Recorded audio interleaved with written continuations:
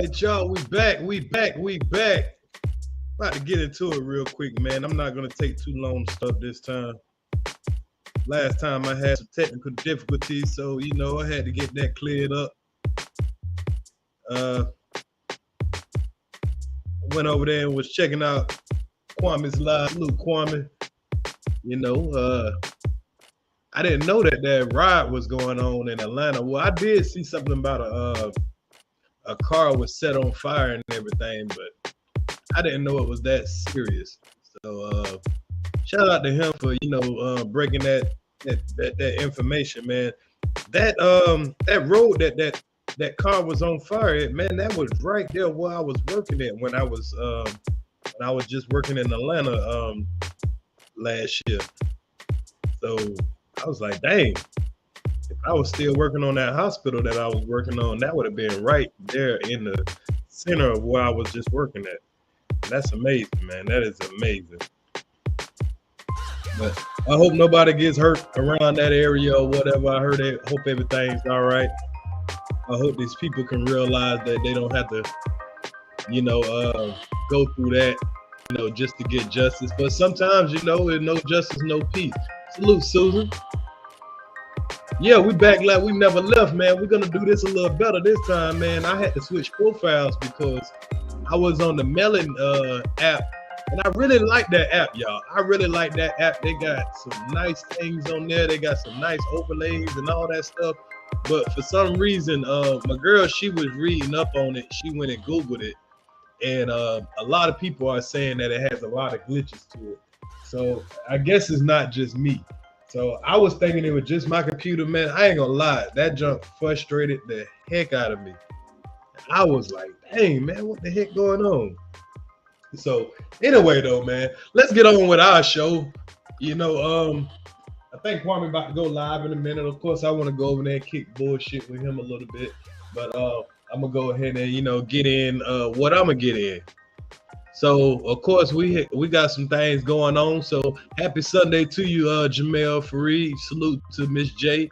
Salute to Susan. Everybody else that done pulled up. Let's get into this stuff, man. Let's get into it. We got a lot of stuff going on, man. Got a lot of stuff going on. So I'm gonna start off with something, a little positive. I mean, it's a little bit positive, more positive than the other stories that I'm gonna talk about. So about a month ago, I did a live, and I asked the question, man, if what would you do with how strong is the will to live? You know what I mean? Like when you're back against the wall and like stuff is going all wrong, you in a situation where survival is so important. What would you do to, just keep yourself alive, man? And it's amazing when I find these stories of people. Salute Melissa, and salute to V Chance.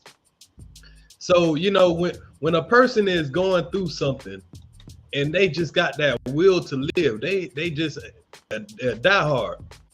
So this story that I'm gonna talk about right now, it's kind of similar to a story that I had covered about a month ago. Y'all remember when I told about the news story about the guy that fell off of the side of the cruise ship, and he sat in the water for like, I think it was 24 hours. Wasn't it like 24 hours? Can y'all remember that? It was like 24 hours that dude was in the water, just holding on to dear life. Anything could have happened to him. He could have just gave up at any time, sunk down to the bottom of the sea. A shark could have grabbed him up. I don't know. A whale could have got him. I don't know. A lot of stuff could have happened. He could have got stung by a jellyfish or something. You know what I'm saying? But this man had the will to live, and it just wasn't his time. We've seen people die for way less. So this first story that I'm gonna show y'all is kind of similar to that. Here's a brother, and I'm gonna let y'all hear the story first, and then of course I'm gonna commentate over it a little bit. But this is the first thing that I'm gonna bring to the table and get into more of the funny stuff, more of the just crazy stuff, you know. Like y'all know, I can't. The new phrase is I feel like Kevin Samuels these days, man. You can't make this up. Like we definitely in the last days because the crazy stuff that we're starting to see happen these days it's amazing. So without further ado, fair use, fair use.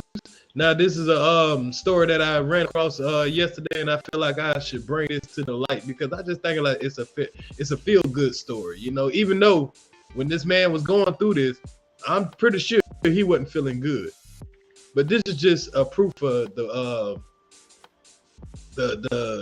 resilience of just living, you know, staying alive.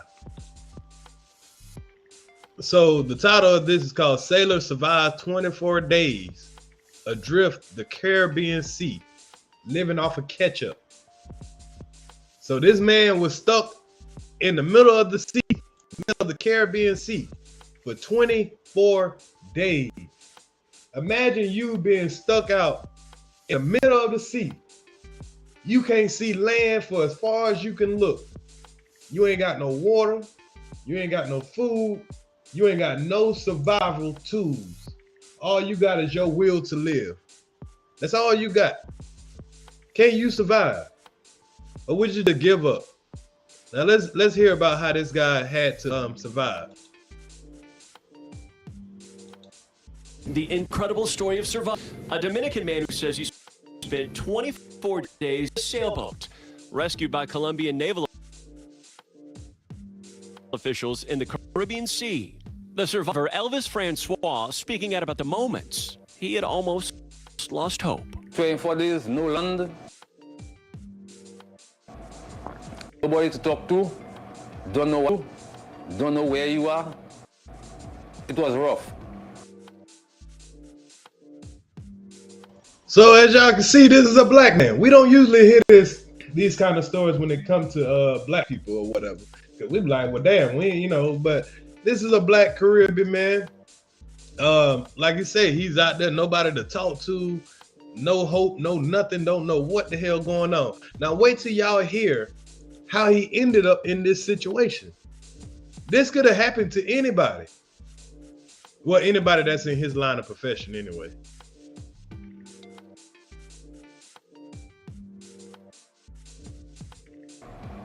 A certain time I lose hope. I think about my family. Francois telling officials he had made it through the harrowing experience with just 3 things to eat. But I had no food. Just a bottle of ketchup that was on the boat.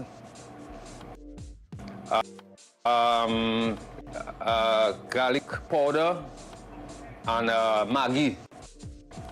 So I mix it up.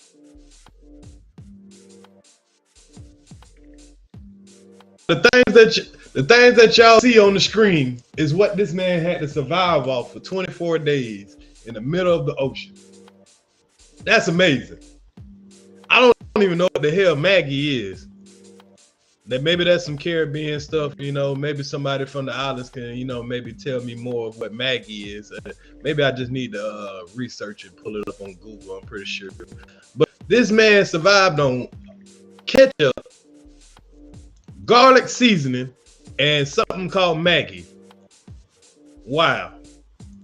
Now, what my first question was, I was like, dang, how did he get water? Like, you can survive without food, but how did he survive without water? It's a seasoning? Well, dang, so he had all seasoning and ketchup. He had all, it's a seasoning. Maggie is a seasoning. So this man, all this man had to, you know, just put on his stomach was seasoning. So I know he had to be dehydrated as a mug. So I was like, damn, how did he get his water? But he's gonna tell how he got his water or whatever. The man had to catch rainwater. He had to catch rainwater just to survive. What's good, Dimple D? Valentina, salute to you. All sodium, no water. Then when he did get water, he had to drink rainwater. Some people are like, I ain't gonna drink no rainwater. I ain't gonna do. You don't know what you'll do when you just want to live. You thinking about your family. Like this man said, he's thinking about his family. He's thinking about all this. But let me continue on to let him tell you how he ended up out there.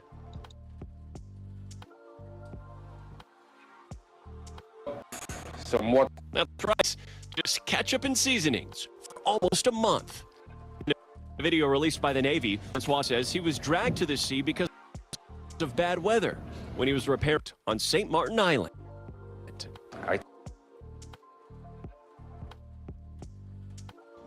So this man was, he just doing his job. Like he's repairing a sailboat. So imagine you come to work one day as a sailboat repairsman or whatever he does for a living, repairing, just doing manly things, fixing stuff. And he get on the boat and he out there, he fixing on his boat or whatever, or whoever boat it was, sailboat. And then you thinking you getting off at 5 or whatever time you getting off. Hey, Halima, you think you getting off at 5 or whatever time you getting off. The next thing you know, the weather done kicked up, and next thing you know, the boat done kind of veered off. You look around, the boat done drift off in the water. You like, what the hell? Imagine you just doing your job and then the water just drag you out to sea. So what do you do? Now, a lot of people, I'm a lot of people. My crazy ass probably would have tried to jump in the water and try to swim back to shore. I would have probably tried to swim back to shore where I can still see land. That probably would have been the wrong move to make because, of course, the current probably would have took them down, took them under. The waves probably was too rough. It was a storm. I don't know what storm was going on by them. My dumb ass probably would have jumped in the water and tried to swim back while I can still see land. I would have to sit there and let that boat drift off into the water where I can't see no more. Hey, but he stayed on the boat. He got drifted out by a storm, y'all. He was just doing a job. Got pulled out of the water by a storm. And now he's stuck on a little sailboat in the middle of the Caribbean Ocean with nothing to eat but ketchup and seasoning and rainwater. I'm talking about the will to survive is mud. Salute, Shirley Kirkland. The will to survive is mud. This is just as interesting as the guy that fell off the side. Now, I don't know which one is worse. Falling off a cruise ship, dodge all the propellers and stuff of a cruise, seeing the cruise ship float away, going off, and you sitting here in the water, nobody know you in the water, or nobody knowing that you on a sailboat and that joker done floated out in the middle of the ocean. Nobody knows. Said people back in the pioneer day, people drank the same water these are bathed in and wash their clothes and cows that drank from. You're right. Salute, refined queen. Like, I don't know which one y'all think is worse. The dude that fell off of the ship, floating out to the middle of the sea. They both kind of screwed up, to be honest. Yeah, they both messed up. And y'all be patient with me, man. I'm trying not to cuss as much as possible because YouTube done changed guidelines, and I'm at that, my channel is being reviewed for monetization. So I'm gonna cuss, but I'm gonna try not to make it like every other word, bleep bleep bleep bleep bleep. So, but yeah, that's wild, man. I don't know which one. If I had to pick my poison, I don't know which poison I would have picked. I probably would have picked him in that boat. I probably would have picked it on that boat because that other dude, he was in water. He probably was scared to death. Like any moment now, a shark just gonna come snatch my ass up. Yeah, I can't even imagine either, Jay Free. The Caribbean water is salty but warm. Right. In that situation, urine is good. Hey, that sound crazy, Empress 13. But you're right, because your urine got water in it. And your urine got whatever, minerals in it that you got. It's just your waste. So I don't doubt he probably would have used urine if it wasn't raining. Let me play some more of it. Try to went back to port, but I lose track because it took me a while to mount up the sail. He says he then attempted to call friends and coworkers, lost service. There was nothing else I could do than... Francois says he had to constantly remove water from the boat to prevent it from sinking and tried to light a fire to send a distress signal. It was unsuccessful. So not only are you in the middle of the water, now you got to worry about your boat sinking, because he was on there to fix a leak in the boat, it sounds like. And now you out here in the middle of the water with the leak in the boat. So you can't even really fall asleep. You can't even really fall asleep, because you fall asleep, you might wake up and there's too much water in the boat. So this man had to, you know, and it's raining. Like you said, the weather. Like there's so many battles, and then you got to worry about keeping your ketchup and your seasoning. You know what I'm saying? So his seasoning probably got wet too. He probably had to, you know, he got probably chunks of seasoning he had to try to eat. It's amazing.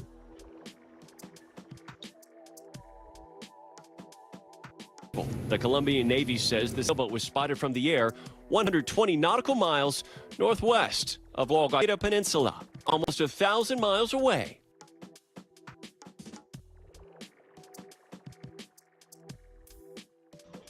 Wow.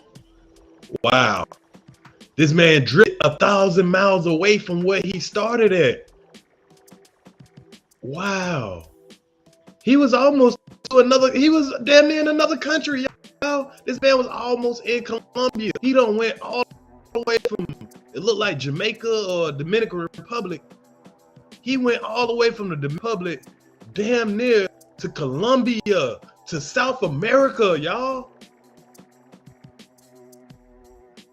From South America. He probably like, you know what, damn, if I'd have known that I could have just took a boat to South America, I probably would have been just, you know, took me a little boat ride. 24 days though. This man drifted all the way to South America with no food, no real water. Yeah, from St. Martin. Is St. Martin, St. Martin is Dominican Republican, right? I got my geography is a little off. I think it is though. Ooh, like you said. Hey man, I'm thinking like, which one is worse? Because that dude that was sitting in the water too, remember he got a dog pedal for, he was in the water for like 24 hours. So he had the dog pedal in the water for 24 hours. So, you know, and he ain't had no food or no water too. He couldn't get no rainwater or nothing like that. I know that way the arms gotta be strong, legs gotta be strong, but that will to live, y'all. Yeah, and that water could be ruthless. Cause that current catch you is over for you. You could be a good swimmer, whatever, over for you. Jellyfish or something roll up on you, you know what I'm saying, hit you, it's over for you. Yeah, that's a scary thought. And I've been thinking about going on a cruise ship. You think I ain't going close to no rails. I ain't lying. Yeah, he had the dog pedal. He had the dog pedal to keep himself afloat. Cause think about it, y'all have been in the water before. If you don't do nothing, going down. So you got a dog pedal. You gotta do the eagle. You gotta get your eagle on. You know what I'm saying? You gotta do something. Ouchie. You gotta do something. I ain't lying. But this guy here, he in a boat. The boat he filling up with water. He probably getting sleepy. You know what I'm saying? Trying to take little naps and shit, but he don't want to sleep because you might miss your rescue. You sleeping at the wrong time. You can't roll over too much because your boat might just roll over into, you know what I'm saying? Your boat might catapult. A whole bunch of things can happen, you know what I'm saying? So the man can't eat, sleep. Like how he shitting and pissing. Like, oh, you can't swim, Susan? Oh yeah, you in trouble. Okay, you said it's in Virgin, okay. Caribbean, okay. But that's a long distance, y'all. That is, what is it, 702 miles? That's like driving from here to goddamn Oklahoma, y'all. Here to New York. Man, boat done drifted from Florida to New York. All because of a storm. What's good, Blue Moon? Yeah, man. Like I say, man, that will to survive is something serious, man. It's something serious. You got one dude that fell off in the water off a cruise ship, that had to watch his cruise ship go. And then you got this dude, he just come to try to fix the sailboat. The weather pick up, and now the Joker got him all the way in the middle of the ocean. Now think about it. Think about this, y'all. How this man had to feel. Y'all see what my curse said? How he had to feel when he was right here in the middle of this ocean right here. The map make this look like a little, you know, not too far of a distance. But in real life, think about when he was right here at where this zero at right here, y'all. And this man just looking around. You don't see land nowhere. You just got to go wherever the wind blow you. He in the middle of the ocean, y'all. And he don't know what way is what. He ain't got no compass, no nothing. He don't know what is what. Salute Penny from Cleveland. Dehydration, exhausting, all of that. Man, that will to live is something else, y'all. From where he started, with the word help engraved on its hull, officials say a passing container ship joined the rescuers and brought him to land. Que una de estas embarcaciones acude al área de la novedad, detecta una embarcación tipo velero con un tripulante a bordo. Where he was.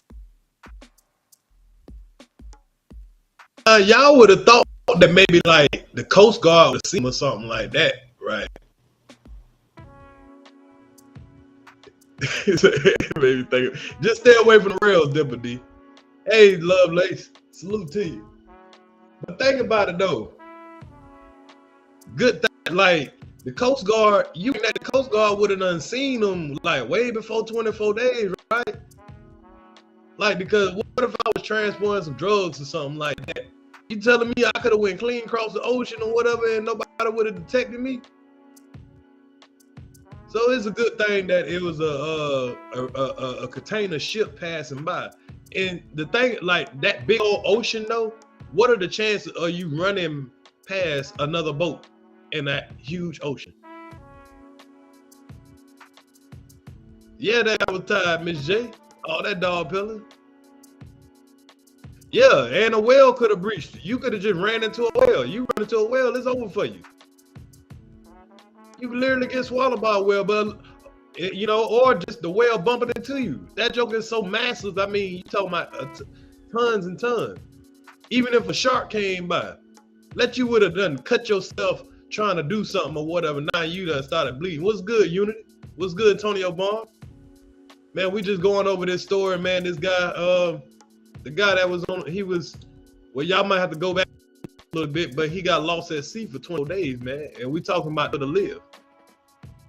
And I'm gonna let this whole thing play. I'm just talking over right now, but I'll play medical care at the port de Haina.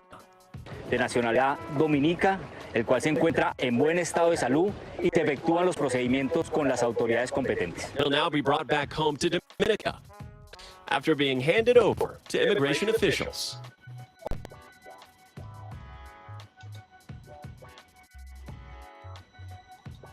Now I'm gonna just play it back one time all the way through so the people in me and y'all can hear the story and think about it a little bit yourself.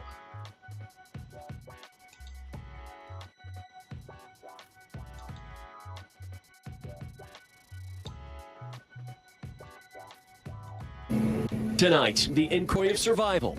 A Dominican man who says he spent 24 days adrift on a sailboat, rescued by Colombian naval officials in the Caribbean Sea.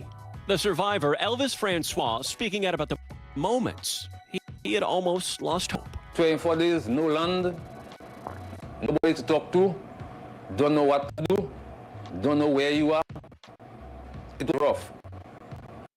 A certain time I lose hope. I think about my family. Francois telling officials he had made it through the hailings with just 3 things to eat. Food, bottle of ketchup that was on the boat, garlic powder, Maggi. So I mix it up with some more. That's right, just ketchup and seasonings for almost a month. In a video released by the Navy, Francois says he was dragged to the sea because of bad weather when he was repairing a sailboat on St. Martin Island. Try to went back to port, but I lose track because it took me a while to mount up the sail and to fix the sail. He says he then attempted to call friends and coworkers, but lost service. There was nothing else I could do than sit down and wait. Francois says he had to constantly remove water from the boat to prevent it from sinking and tried a lot of fire to send a distress signal, but was unsuccessful. The Colombian Navy says the sailboat was spotted from the air 100 nautical miles northwest of La Guajira Peninsula, almost 1,000 miles away from where he started. With the word help engraved on its hull, officials say a passing container ship rescue efforts and brought him to land. Se conoce que una de estas embarcaciones acude al área de la novedad, detecta una embarcación tipo velero con un tripulante a bordo, where he received medical care at the port of Cartagena. De nacionalidad dominica, el cual se encuentra en buen estado y se efectúan los procedimientos con las autoridades competentes. He'll now be brought back home to Dominica after being handed over to immigration officials. All right. Morgan Chesky joins us now from Dallas. Morgan, did this man reveal any other details on how he managed to survive? It's a pretty incredible story. Yeah, Tom, absolutely incredible. And a commander who rescued him said that he was very resourceful when he was on that boat. He was actually able to collect rainwater with nearby clothing on board that ship so that any passing storm gave him a little bit more to stay alive for an incredible journey.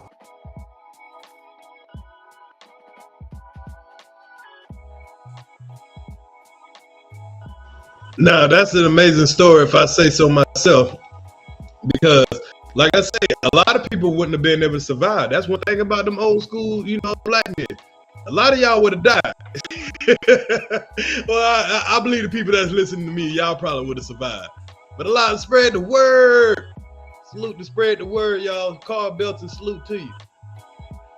Yeah, a lot of y'all probably would have died, man. If you got a if you stranded out in the ocean, you don't have no fresh water, no food, all you got is seasoning, ketchup. You got to catch the rain with clothes, y'all.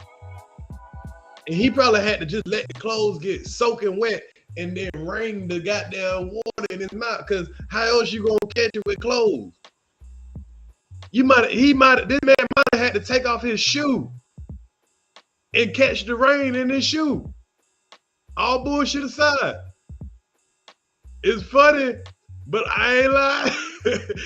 I bet you if you ask that man what he had to do in particular to stay alive, you gonna hear some shit that you like, damn.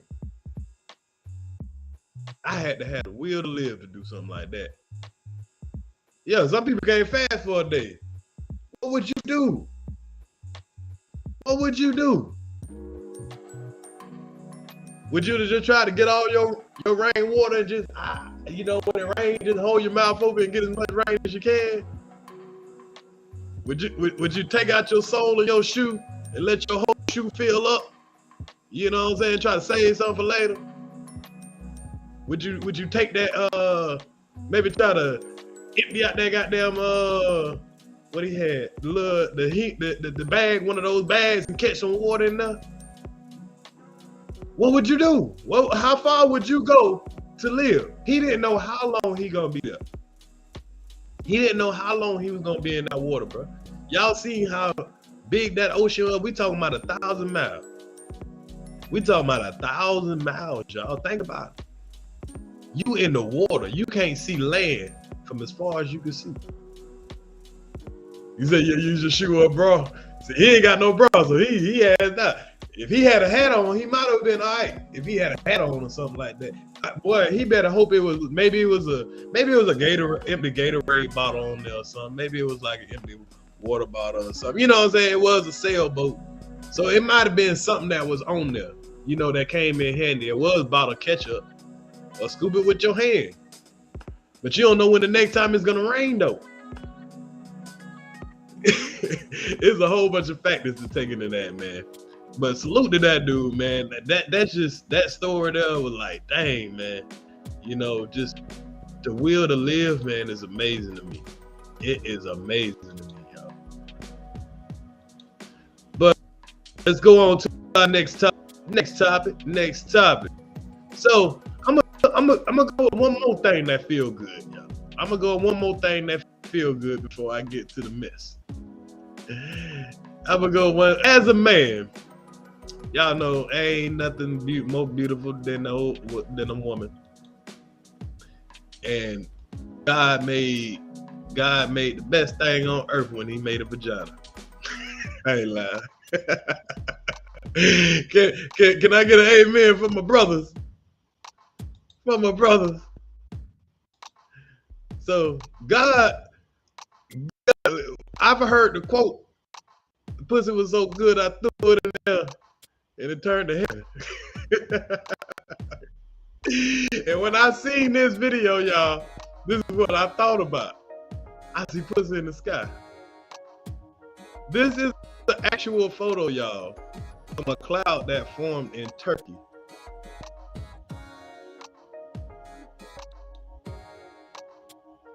This is the actual photo of a cloud that was formed in Turkey. And I think it was God reminding us, trying to let y'all know that it's the beautiful, it's one thing that's still beautiful in the world. That's just a beautiful, good coochie that you just got finished with.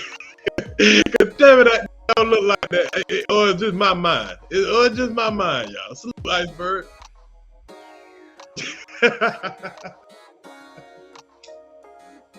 Boy, it was pussy in the sky, y'all. In Turkey. They with pussy in the sky, y'all. Pussy.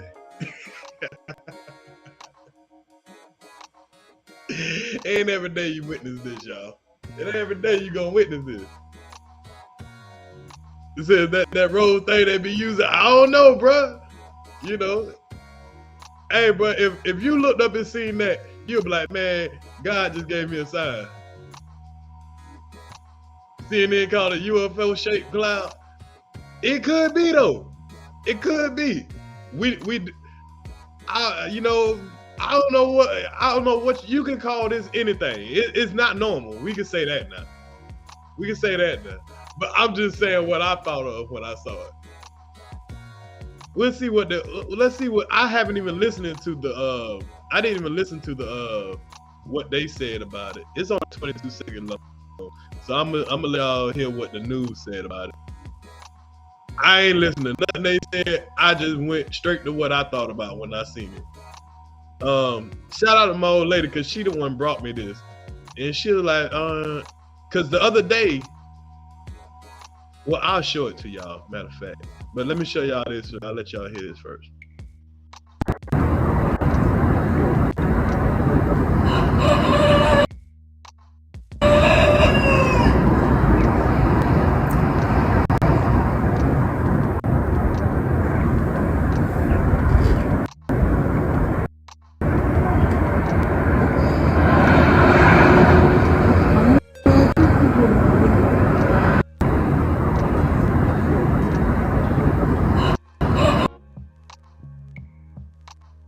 So it wasn't no talking in it or whatever. So, but you know, on the serious tip though, this is some unique, weird shit. Yeah, it look like a beautiful peach to me, but it could be, you know, what you could call a UFO. It could just be the cloud. Some kind of way, all of that cloud just tend to got like that. We ain't gonna see it too much. We see the writings on the wall as far as from our ancestors and everything. They say they saw pillars with eyes on it. They say they saw people in the sky, you know what I'm saying? They seen stuff or whatever. So don't, you know what I'm saying? It is what it is. We don't know what it is, but it does look like a big coochie to me. I ain't lying. It look like, but outside of it looking like a big coochie, it is something. It is something. Yeah, Lord's creation are beautiful. That's a beautiful creation right there. You know what I'm saying? That was a sign. A cosmic womb giving us a sign. Yeah. So we can take it as whatever we think it is. But speaking of things that we've seen in the sky and we don't know what it is, but they'll try to explain to us and tell us it's some weird, something that don't make no damn sense. My old lady was driving down the road the other day and she saw something. Now she came home and she was like, She like, is there some kind of rocket or something? You know, she like, there's a space station or something new, because she ain't from here. She, you know, from somewhere else. So, and I was like, yeah, you got Kennedy Space Center and like the Cape Canaveral and everything. Y'all know where they had the Will Smith Men in Black movie at. You know, that's about an hour away from here. So when you see rockets and stuff take off, you can actually see them from Orlando. So hold on, y'all, let me pull this. I'm gonna pull it up real quick. So she saw something strange in the air, and when she showed me the shit, I was like, it don't look like no rocket, but you know what I'm saying, they was quick to say, hey, yeah, we had something take off or whatever. I ain't see the shit on the news or nothing like that, but all of a sudden now they saying there's a rocket. I'm gonna let y'all see that there ain't no rocket, but they said there's something taking off.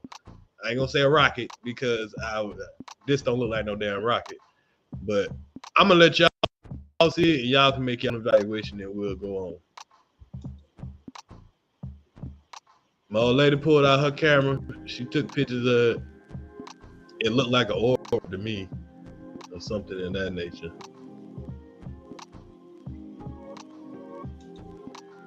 Where is it?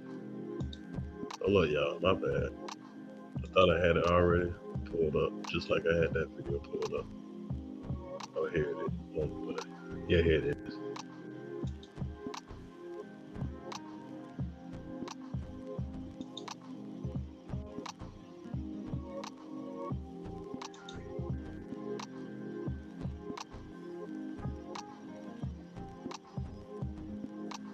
Hold up, y'all.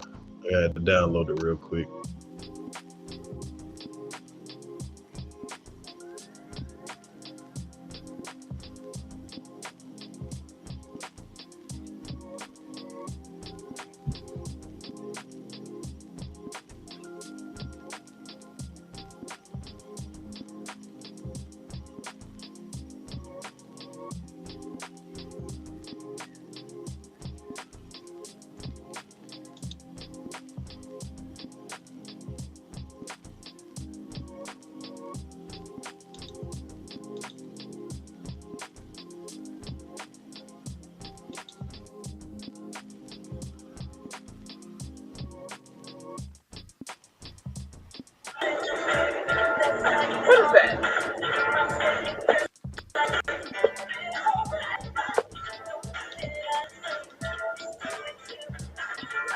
Hold up, y'all. Hold up, y'all. Hold up, y'all. I'm trying to.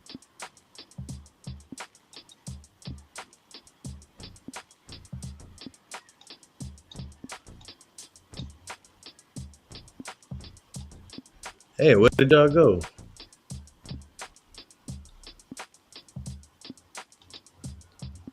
What the food?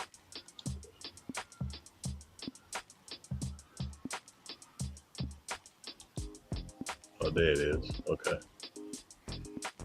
My bad, y'all. My bad, y'all. I'm coming. I'm getting it together. I didn't know I was going to show this video. I would have already had it ready. Okay, let me pull it up now.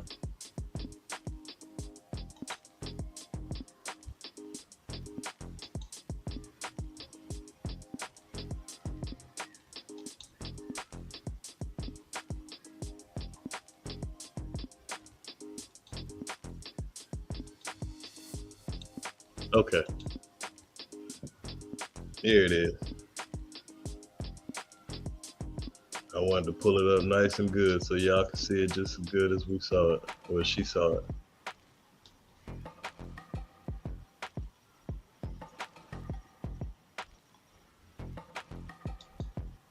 Okay, pull up, motherfucker.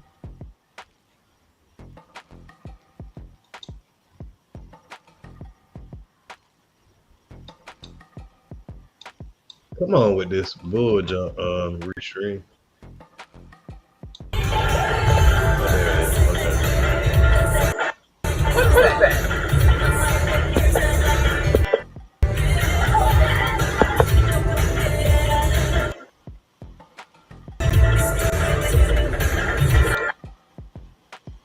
Now, y'all can, does this look I mean, does this look like something at NASA, y'all? Y'all just tell me. Maybe I don't know. I'm just just thinking. She was wondering what it was. The video not showing. What the hell?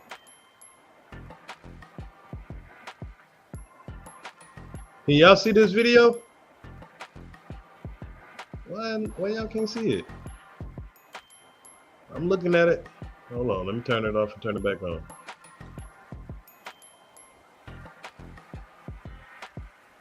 That's strange. That's strange, y'all. I'm looking right at it on my computer.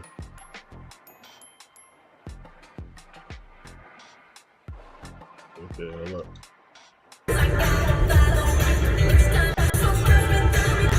Okay, do y'all see me on the stream? Are we talking about the camera? Is that what that is? Do y'all see me on the stream?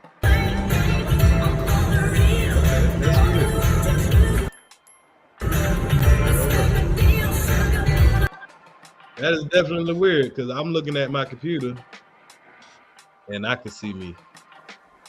Oh yeah, y'all see me, okay. But y'all don't see the video. Now I actually think it's a rocket now. I see it now. I think I can't see the actual rocket, but I can see like something coming from the ground. I don't know why y'all can't see this. What in the whole hell?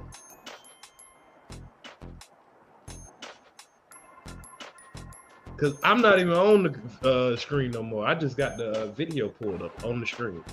I have no idea why y'all can't see it. I just uploaded it as a video coming in. It's not like I'm sharing it, screen sharing it. Well, let me take myself off the screen and see if that will.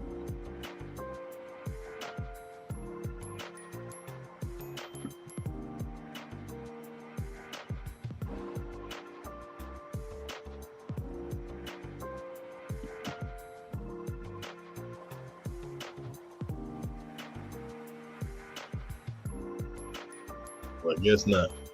All right, I'll tell y'all what I'm about to do. Hold tight. Watch this. I'm about to let me do a quick reset.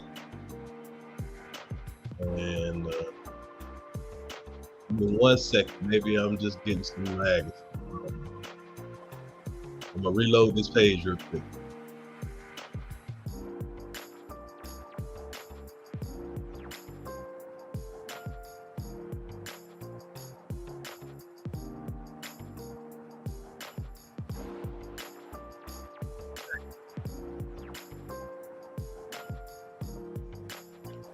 All right.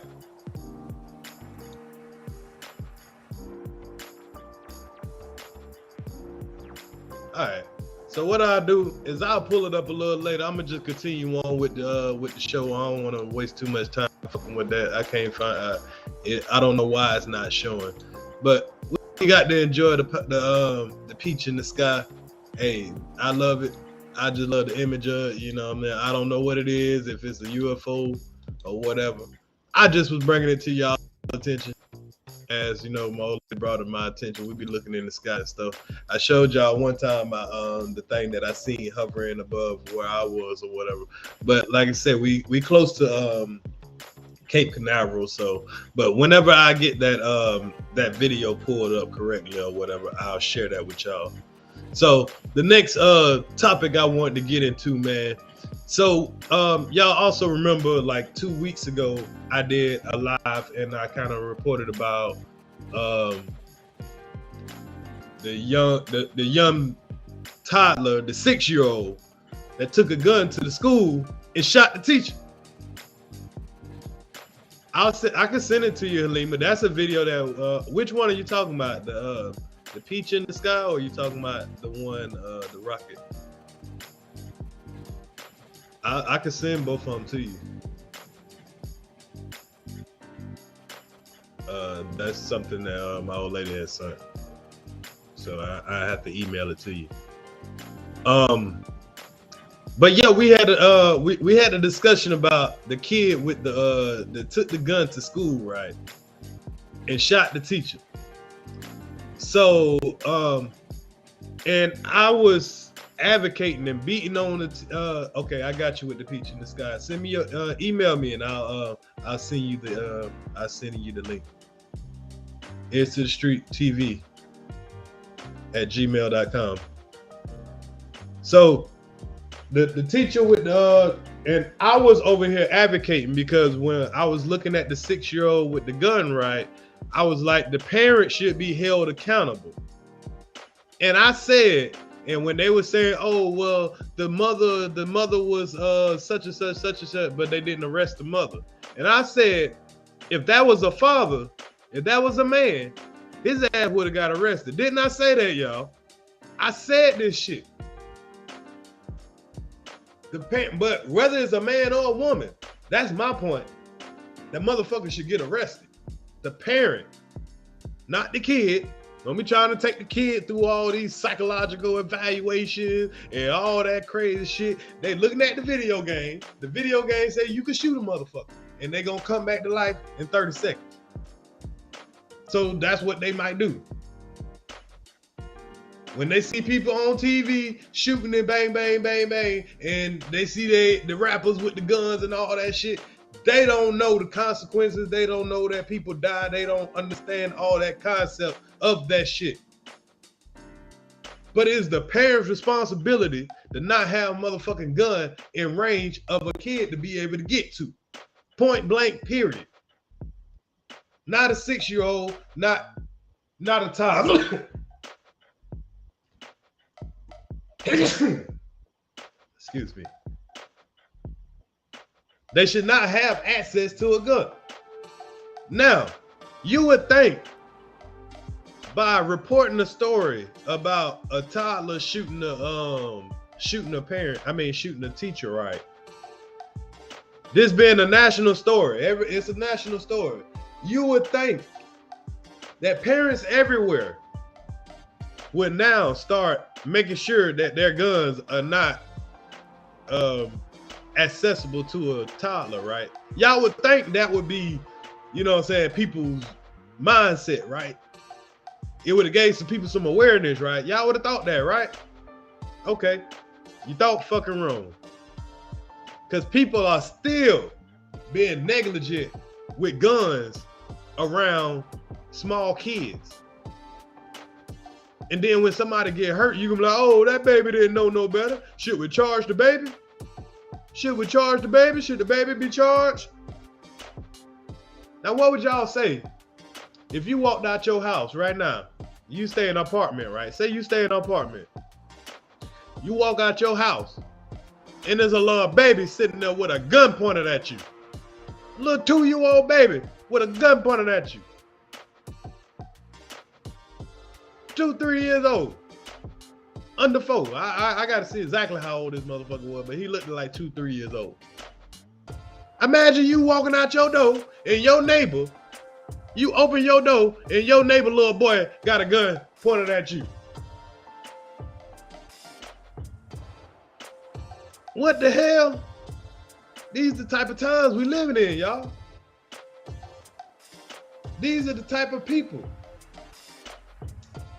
People are so dumb and reckless, and we got idiocracy going on in real time right now because these idiots are having more and more babies. These are the people that are putting these mental health. I be hearing the brother Iceberg Thoughts talk about mental health a lot.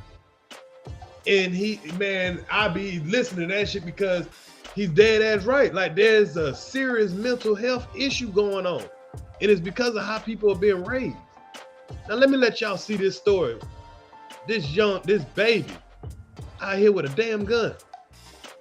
A baby in a damn diaper, y'all. I ain't lying. Okay, y'all think I'm lying, ain't it? Okay.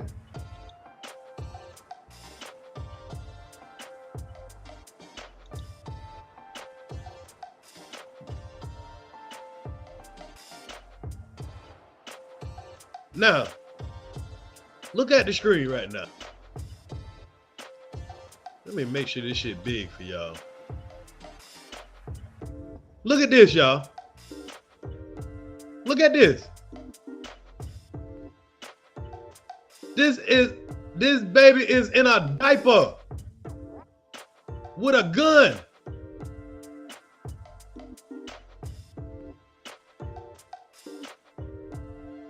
Imagine you stay in number 7. Imagine you stay in number 7 and you on your way to work. You calling in today. Yeah. Imagine you live right here in number 7.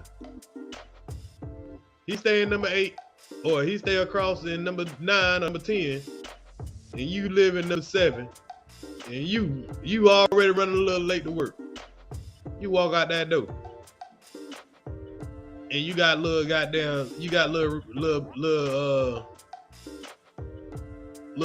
Ricky here holding the gun, looking dead at your ass, and he don't know. He done seen that gun being shot before. Probably not in real life. On a video game, on TV. Look fun on TV when you see when he see Sammy Sam chasing Bugs Bunny and shooting the gun at him. That's a real gun, Jay Lee. That is a real gun. And they almost were about to let the parent get away with it. Let me let y'all hear the news story so y'all can see how this happened.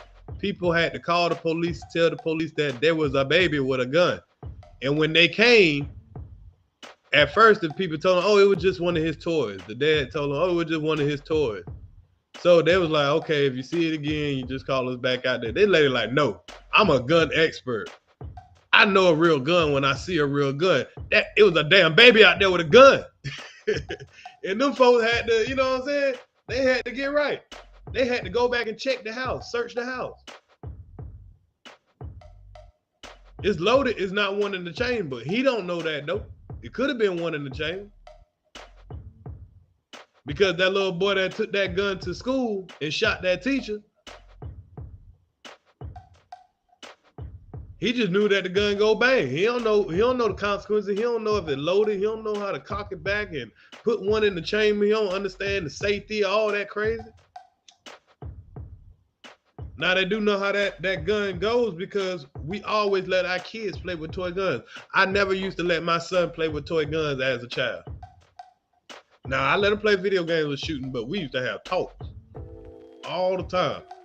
He used to get tired of me having those talks with that. About that. He was like, yeah, Dad, I know this is not real. This is a video game. None of this stuff is. We used to have them talk. He got tired of my ass talking so much. Salute DJ Cutter Record.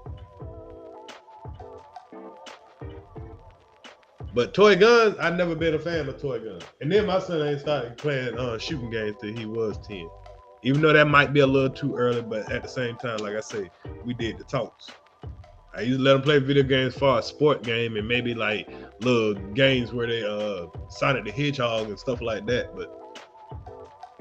But this motherfucker is in a pamper with a gun.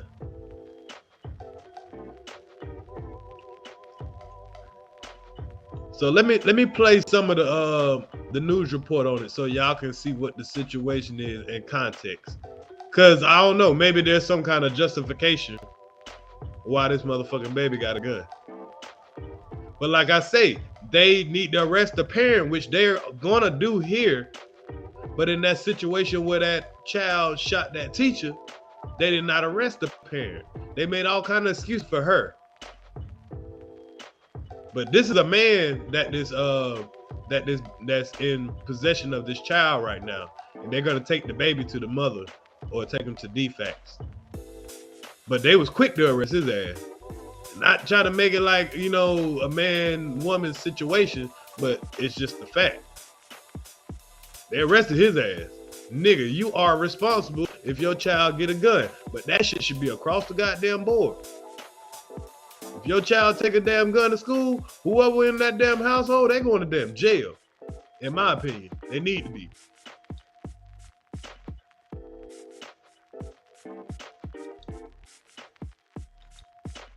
Video shocking of America. A little boy in a diaper wandering around the hallway of his family's apartment building with a gun. Now, this little boy could have shot his damn self. If he had enough power to cock that thing back and put one in the head, or if it was already one in the head, y'all see how he waving that thing? Ooh. Yeah, it's okay to teach your kids gun safety. If I ever have another child, I'm gonna teach them gun safety out the gate. Fuck it, I'll teach them gun safety at 3 years old. Fuck it. You shouldn't be scared of a gun. You should just know how to use it responsibly. Yeah, just need to know how to use it responsibly. And understand that gun ain't to be touched.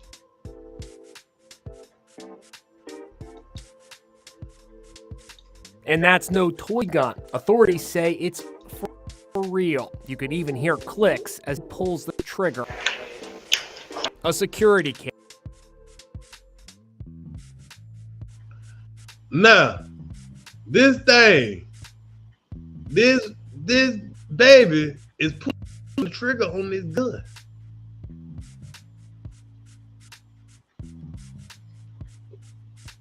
Now, the bullets make the gun. You're 100% correct. If he could have caught that gun back, it would have been some shit. But the fact that he can get in possession of it, that's the problem. That's the problem. Because yeah, he might not do it right now, but the next time he get it, it might be a bullet in there. But keeping the bullet away from the gun, and then that defeats the purpose of having a gun, because somebody break in your house or try to attack you in your house. Now you gotta go load your gun. Now you might be in trouble then too. You damn if you do, damn if you don't. There's 16 in the clip.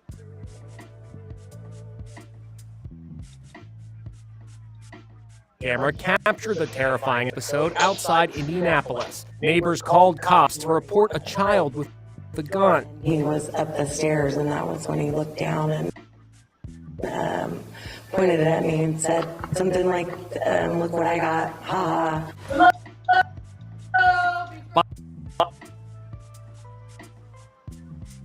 Now, like I say, imagine you that person walking out your damn door, and a baby got a gun. You don't know if it's loaded or not.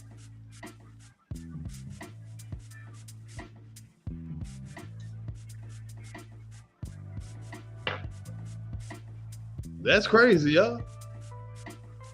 Y'all got to know what you're up against out here. By coincidence, a camera crew from the Reels TV show On Patrol Live followed the officers as they went to check out the report and speak to the dad. The cops are about to leave, but then a neighbor plays the doorbell video for them. They return to the apartment. Now, if that neighbor wouldn't have had that doorbell video footage, y'all, that father would have never known. Well, they probably would have told him, but the police wouldn't have been able to do their job. They would have had to leave, you know what I'm saying, and allow a little baby to run around with a gun and no consequences to this type of behavior. And I pray that is some motherfuckers that's still looking at the news and seeing that, making them aware, like, damn, I need to make sure, 100% sure, my child can't get to my gun. From seeing shit like this.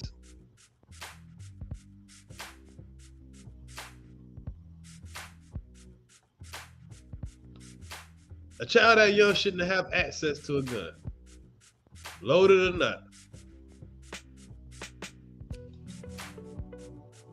A video of your kid holding a gun. They look around. He said he doesn't personally own a firearm, but his brother does.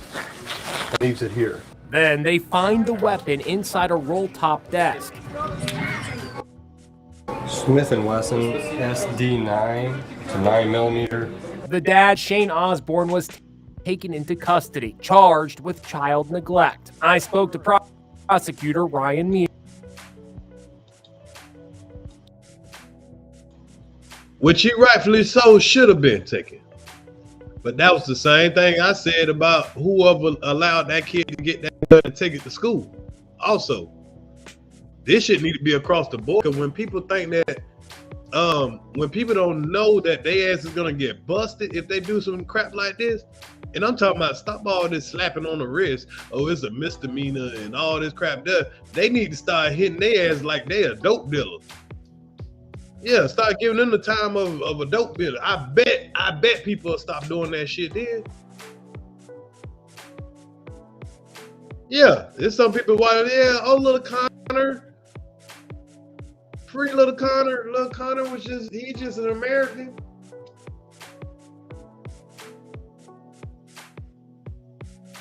But they about to let goddamn Connor daddy go to jail, and his ass should be. But they need to give stiffer penalties for this type of bullshit, and not just to the damn men.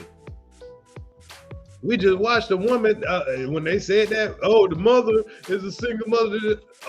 Did y'all arrest that motherfucker yet? Did y'all arrest her yet? When I'm going, matter of fact, I gotta go. I'm gonna check the news again today to see if they ever arrested the mother of that child, or whoever was in that household that shot that teacher.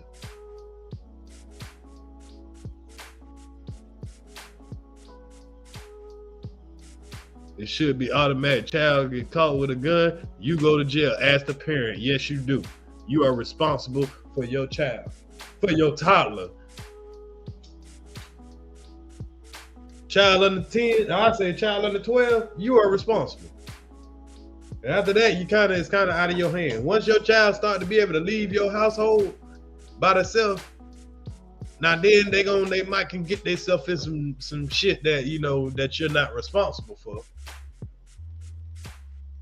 But bringing a gun to school, yeah, you need to be responsible for that as the parent. Or bringing a gun outside where the neighbors have to be scared shitless because you see a toddler out here with a gun, pulling the trigger.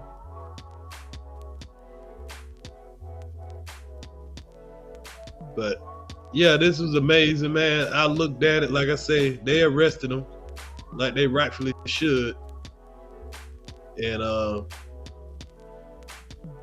but this is getting ridiculous, man, that people can't even, watch own damn kids and keep guns out of their hands so they don't kill my damn kid or kill me coming out of my apartment. Damn, I want to walk out of my house too. I gotta see some little baby out here with a damn gun. Man, it's crazy, man. Whew. Y'all, let's go on to the next topic. But so we had a brother that survived 24 days in the water. We got a baby with a gun.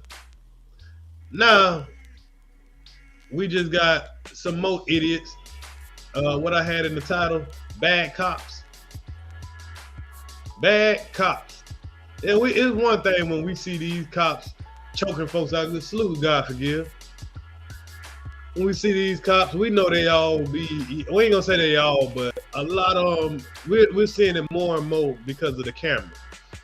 If it wasn't for the camera, we wouldn't know that the people who's supposed to be protecting us will really be fucking us up. And I say us, and I mean white, black, purple, all the people. Yes, there are some good cops out there, but goddamn, I don't run into them. I ran into one, possibly two good cops in my life, and I had a lot of encounter with the cops, and not because I was always doing something. My worst encounters with the cops is when I was absolutely not doing anything wrong at all. The time when I was doing shit wrong, I usually got the good cops. I ain't lying. But so we got two reckless cop stories, y'all, and then we're gonna get to America's domestic violence couple. And I got one more data teaching moment too. I got a funny data teaching moment. So let's get into this moment here real quick.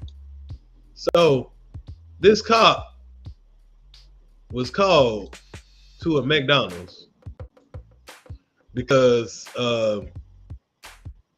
Matter of fact, I'm gonna let them tell y'all. I'm gonna let them tell y'all, and then I'll expound over. That way, I don't ruin the story.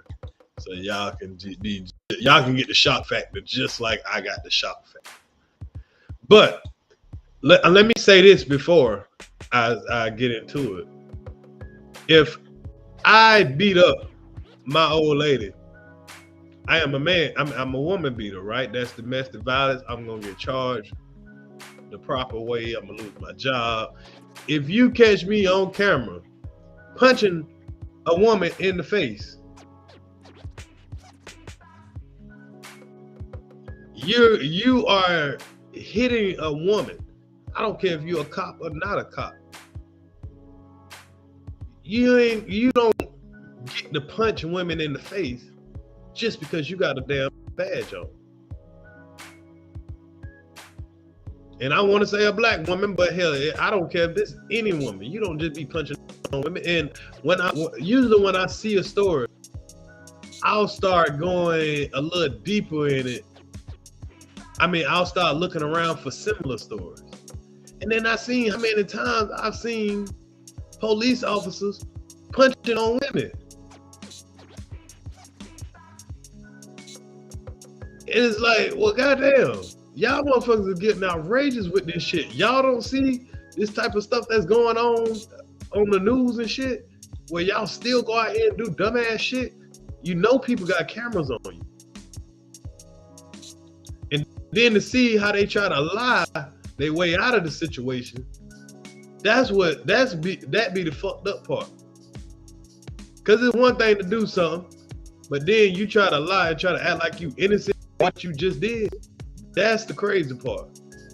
Now this cop here, this woman, the police got called over a piece of fucking cheese on a Big Mac. I ain't lying. I can't make this stuff up. The police got called about a piece of cheese on a Big Mac, y'all. I ain't lying. This lady ended up getting punched all in her face at the end of the day by a police officer about a piece of cheese on a Big Mac. Y'all think I'm lying, ain't it? Okay, let me play this damn video. Let me play this video.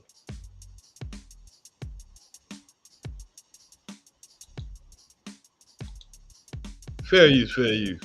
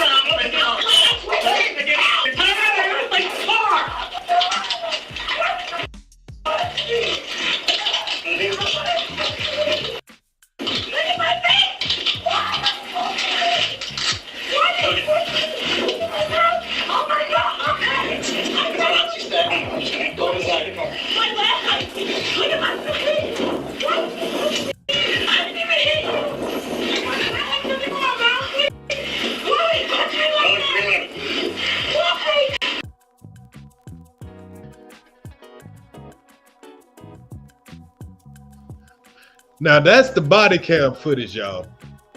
That's just the body cam footage. Now you know how these lying motherfuckers do. They go to their sergeant and be like, "Oh no, yeah, you see the body cam footage? You don't see me hit her in her face. She was just, she was lying. I ain't hit her in her face." Luckily, there was a civilian that was filming this, because they got to see it from another angle. Now, the other angle that they got to see it, they can see what this woman is saying. Why she's crying and saying, "Damn, why you hit me in my face? I didn't hit you." Man, my old lady, when I showed my old lady this video, I seen her to cringe. She started cringing. She was like, it was almost like he was hitting her. She felt that's the shock value you see when we see how he punches this woman in her face.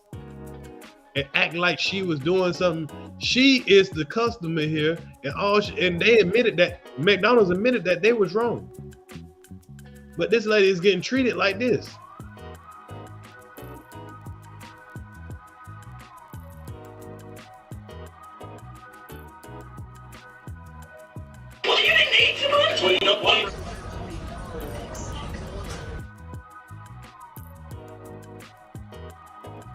Now watch this same situation, y'all, from a different angle.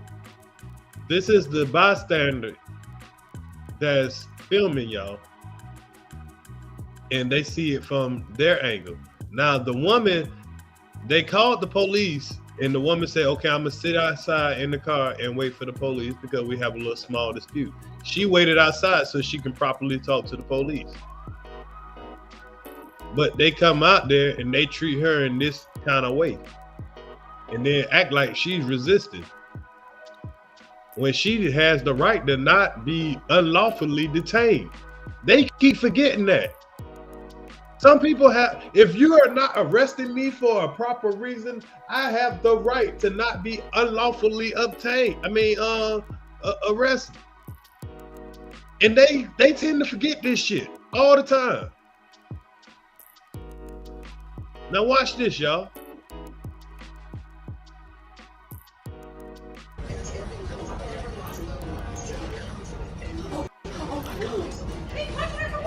What are you punching her for?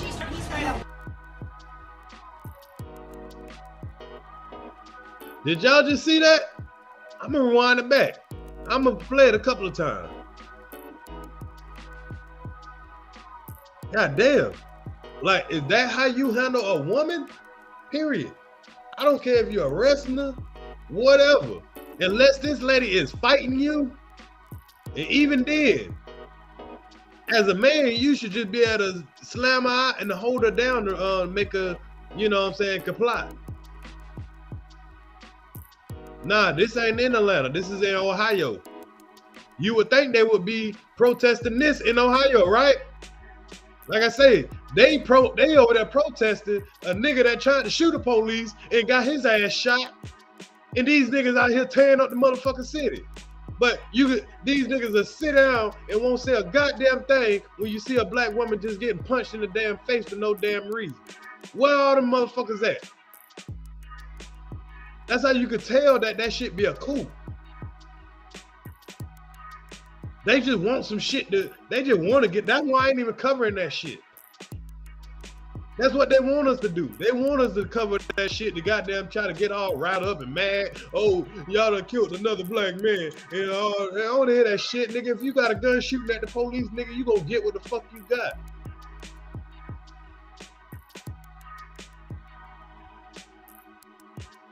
That's wild. These niggas want us to defend the goddamn dope boy, the goddamn shooters. Nah, nigga, y'all shooting at the police, nigga. You ought to know what's coming with that shit.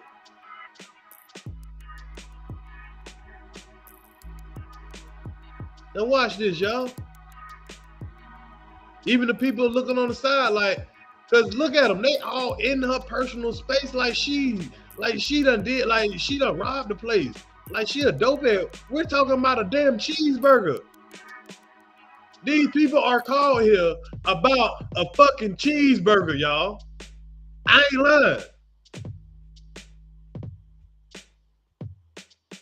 They are called here about a cheeseburger. A Big Mac, y'all. This the training that they got.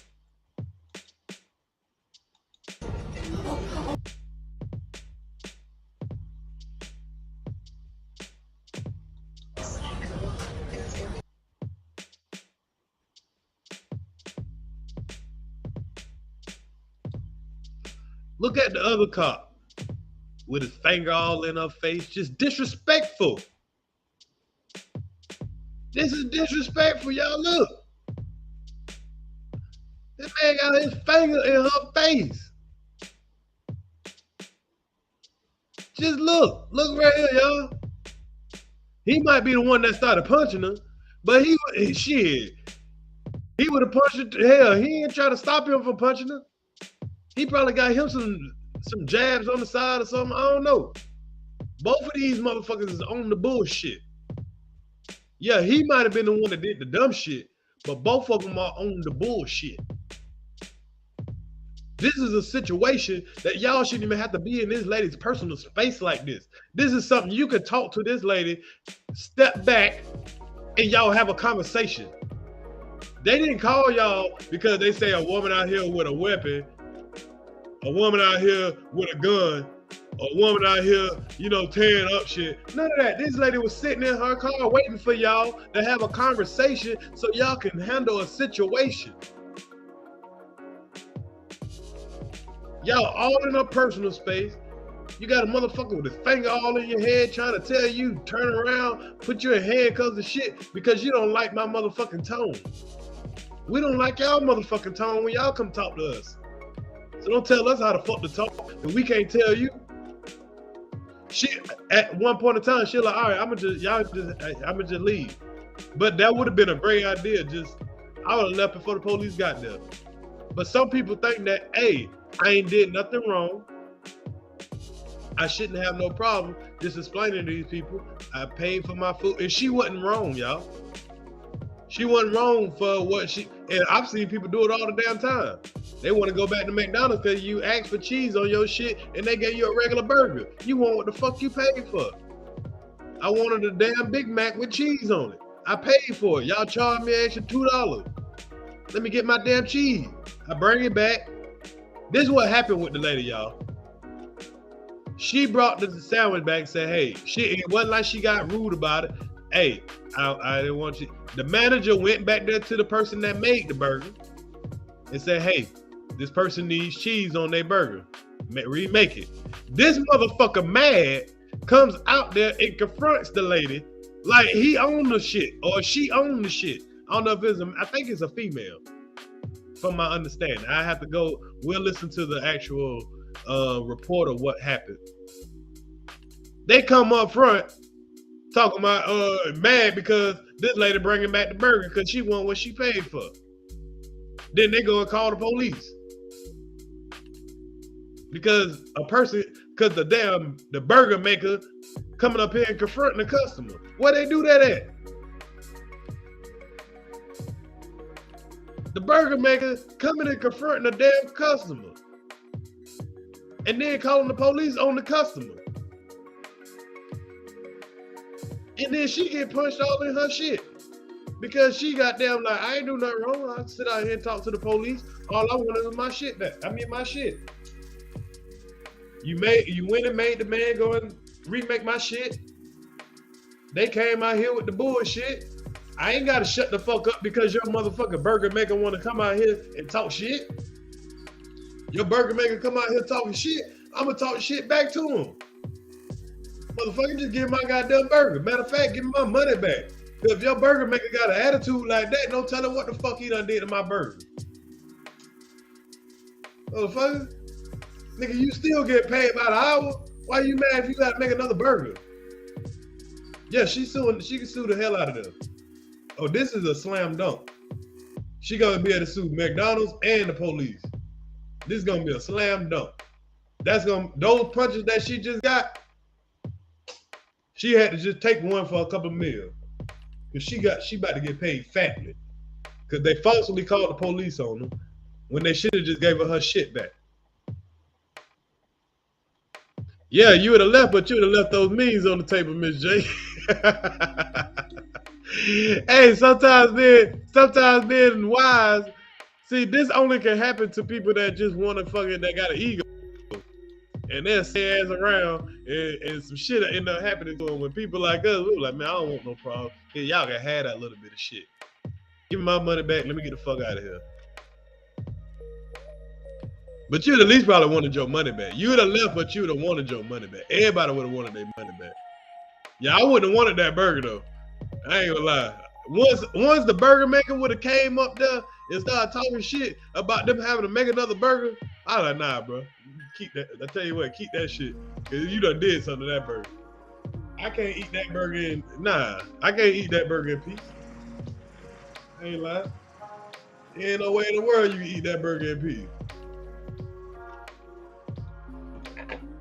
But just observe the situation though, man. Look how they treat this woman, man. Like, if you really want to put her in handcuffs and she resisted, like, ain't too many women in it. You gotta be a really, really big woman for a nigga not to be able to just, a man not to be able to just toss your ass up on the car and throw your two men and throw your arms behind your back.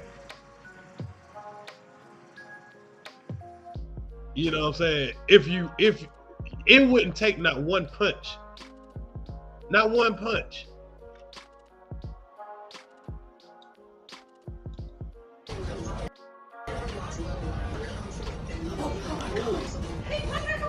What are you punching her for? We do not specifically train to punch in the face unless it's a defensive tactic in order for the officer to have some type of defense to themselves. Well, your officer was trained to punch. Goddamn thumb head. Somebody taught your officer to punch a black woman. Cause I wonder if he would have punched his damn mama like that. Would he would have punched somebody that looked like him like that? Would he would have punched a woman that looked like his sister, his mother like that? I'm just curious. I ain't trying to race bait. I'm just curious. Up there looking like a motherfucking boy. It's fucked up that I gotta take it out on Thumbhead right here. Yeah, he beat his wife and get away with it. He was quick to hit that female. Boy, I'm talking about, like, what kind of man? It don't matter you white man, black man. What kind of man could take themselves and start just punching a woman? Like, he just started, like, he gave her his best punches, y'all. Whether she refused it or not, she refused the arrest because she ain't did nothing wrong. We have the right as citizens not to be wrongfully arrested. She ain't did nothing wrong. She didn't assault them. She was like, all right, man, I'll just leave. I'll just leave. They don't know you gonna get under arrest. What she did? She didn't steal a burger. She didn't hit nobody. She didn't threaten nobody. It's just a misunderstanding. Even if she got loud, so what? We don't like the way y'all talk. That's the thing, though. He wouldn't have did somebody like that looked like him. He might have would have. I don't know. The bitch probably beat his wife. I believe.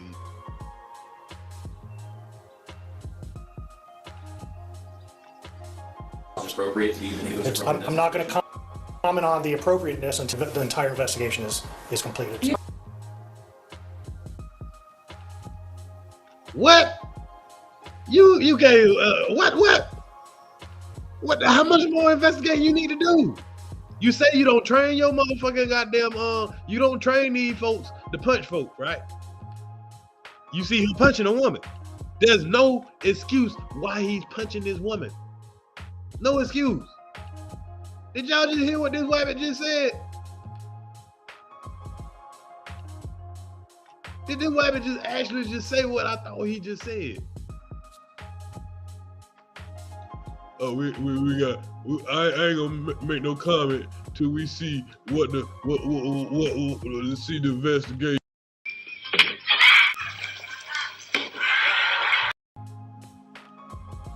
Fucking wabbit. Well, one, I'm glad that I'm able to be here, to be honest, to tell my side of the story. I don't want people to feel like I'm complaining for a piece of cheese. The message behind everything is misconstrued. I realized that I wasn't going to get the sandwich that I paid for. I repeatedly asked this lady, if you do not like your job, then you shouldn't have came to work day. Customer service, customers are always right. If we weren't, they wouldn't have made it a slogan.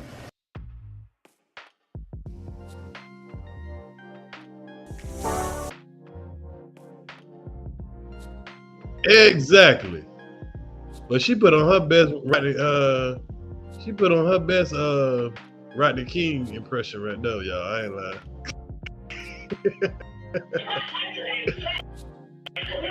Hold on, y'all. Oh man, what did I just do?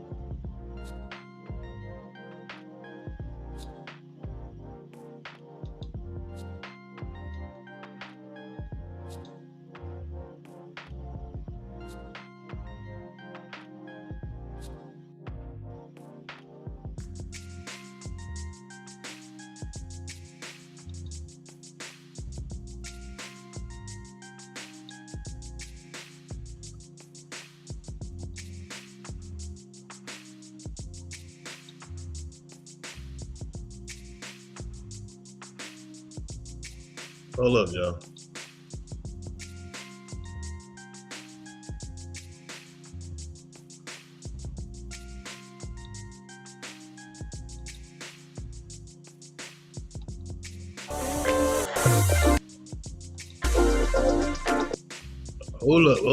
Hold up. So let me play the part, y'all, where they explain what the whole situation was about. Because that'll give y'all more of a, damn, I'm trying to pull this down. That'll give more of a idea of what was actually said. We got the lawyer here. He's already on it. She done hired lawyers. This is a slam dunk right here, actually. I want to hear her side of what she say, you know, what was asked. Okay, this is the whole one. He has loose teeth.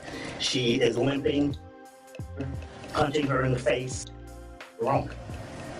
Sergeant Stanley deserves to be fired and charged with assault for his outrageous overreaction.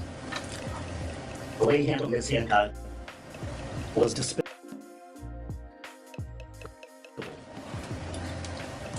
He wasn't humane to her, punching her in the face. Absolutely ridiculous. It's obvious from body cam that these officers came with a chip on their shoulders, you know, looking for a fight rather than de-escalate. They escalated the situation when Ms. Hancock when she was being reasonable. And you heard Chief Porter. He said, well, her injuries were minimal. She spent the night in the hospital. She was diagnosed with a closed head injury. She had a busted lip. She has loose teeth. She is limping. She has a back injury. This was brutal. And you can see from the video that this. You're damn right. She had all that. About to say she need a backology. A backology. Hey, what old boy say off of half baked? I should have had that shit chopped up. Got to say I need a backology. Yeah, she all fucked up. Pay that lady. Yeah. She stressed. She got post-traumatic syndrome. Y'all fucked her up. She need back surgery, knee surgery, nose surgery. She need all new teeth. You need to make sure she get the top of the line. Goddamn veneers. Yeah. Get all that money, baby. You depressed. You can't sleep at night. You got anxiety. Everything. Get that money. Motherfucker. Come out here hitting on that woman like that. Man, you should be a damn shame of yourself.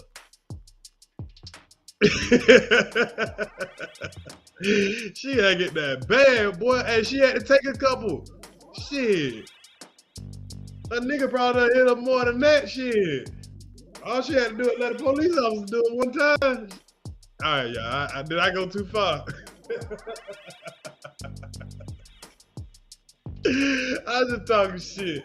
She gonna get that bag though, man. I'm making light of it, but it's fucked up, man. It's fucked up. No respect. No respect. Y'all know her nigga. Y'all know she done took a left or two. You know what I'm saying? Yeah. Hey, shit, I ain't promoting no domestic violence, but y'all know more likely. You know what I'm saying? And that shit ain't pay nothing. Police hit you a little bit.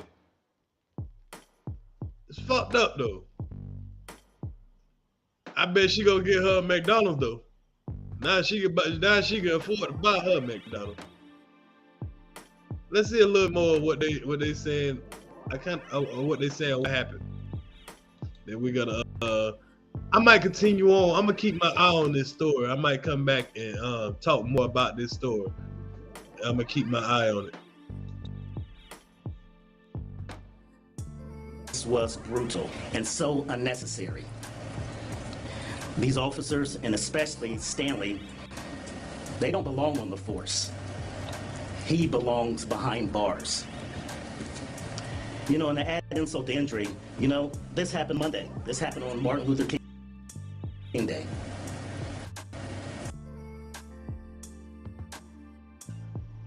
Oh boy, this lawyer good. Hey, if it never been a perfect time to use the race card, boy, oh, he on their ass already.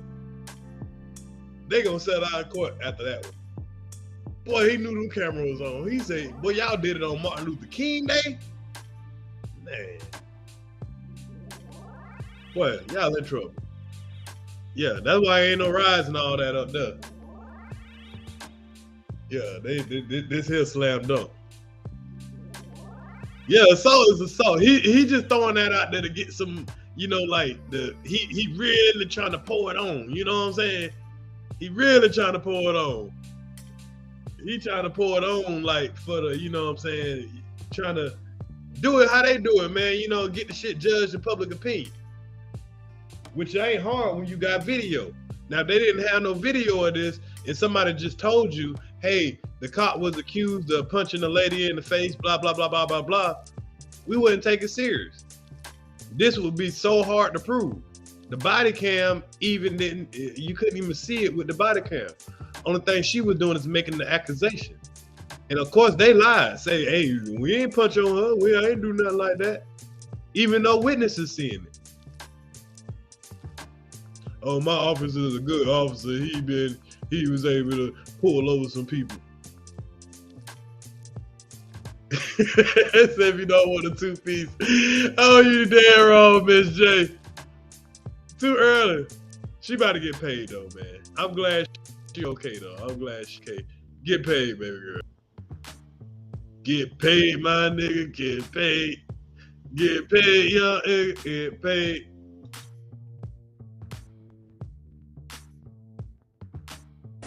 So we talk about, you know, how far we've come. You know, based on this, how far have we come? When an officer treats her inhuman, punching a woman in the face multiple times, punching a black woman in the face multiple times. This infuriates me. It really infuriates me because this was so unnecessary and it didn't have to happen. And it's frustrating because I sit here, you know, time and time again, and we discuss officers' actions, de-escalation. What does that look like? You know, abusive, you know, force, reasonable force. Nothing about this was reasonable. And, you know, I hurt with Smith Hancock. I really do. Because this should not have occurred. I'll turn it over to, you know, Dr. Ford. So you just heard your attorney, Michael Wright. You hear it as I was marching on that day when we celebrate the life and legacy of people together. Was a crowd playing with the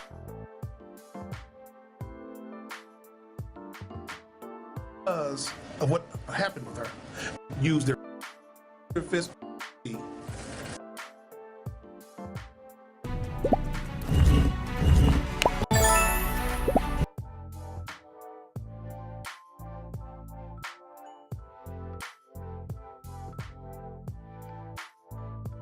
walked here, but she's leaving. Yes, ma'am. You said to get out. And explain to me what justified you to feel the way you felt. What?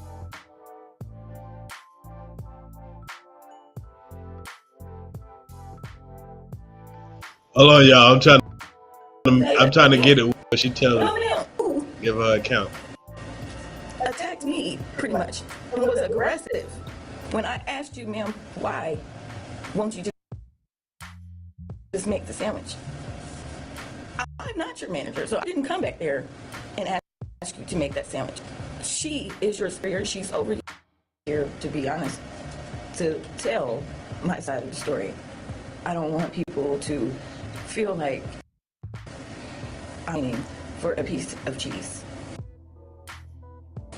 The message behind everything is misconstrued.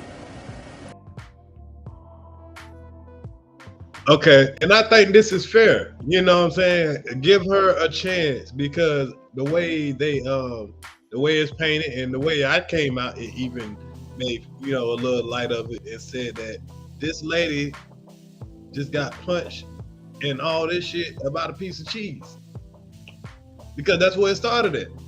But of course, they would try to make the situation like, oh, this lady was acting irrational about a piece of cheese. When people, every time somebody goes to a restaurant and you pay people, especially high food they got now, I want everything I paid for. Fuck what you heard. I want everything I paid for. If I say I want cheese on my Big Mac, I want cheese on my Big Mac. And if I ain't already pulled off, I'm gonna give you back that Big Mac and say, hey, you need to go and throw that cheese up on that, homeboy. And if I feel like you got an attitude, just go and throw me my money back. You know, this is supposed to be a business. This, you know, it ain't nothing personal, it's just business. If you don't want my business, okay, cool, let me get the hell on. Don't give me all that, I got enough shit to do. I came here for a quick burger. You came here to make your money. This is where you decided to come at in life. Don't be mad at me. Just do your job. I got an HVAC job. There's certain things on my job I don't like to have to do. I don't like to have to clean up at the end of the day. But I can't get mad at the contractor. Go like, man, goddamn, and he come up there and be like, hey, you need to clean up the job. And man, goddamn, this is bullshit. Man, goddamn. No, motherfucker, that's part of the job. What happened? So you can't get mad at the customer for wanting what they pay for. And people will try to shame you about that just so they could justify what's going on here. But I see why she's coming to, you know, get her word out. So I'm gonna let her tell what, you know, get her word out. But of course, y'all know I gotta do some commentary to it. Fair use purpose.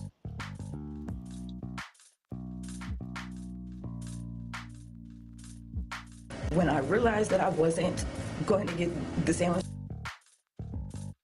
that I paid for, I repeatedly asked this lady, if you do not like your job, then you shouldn't have came to work today. Customer service, customers are always right. If we weren't, they wouldn't have made it a slogan.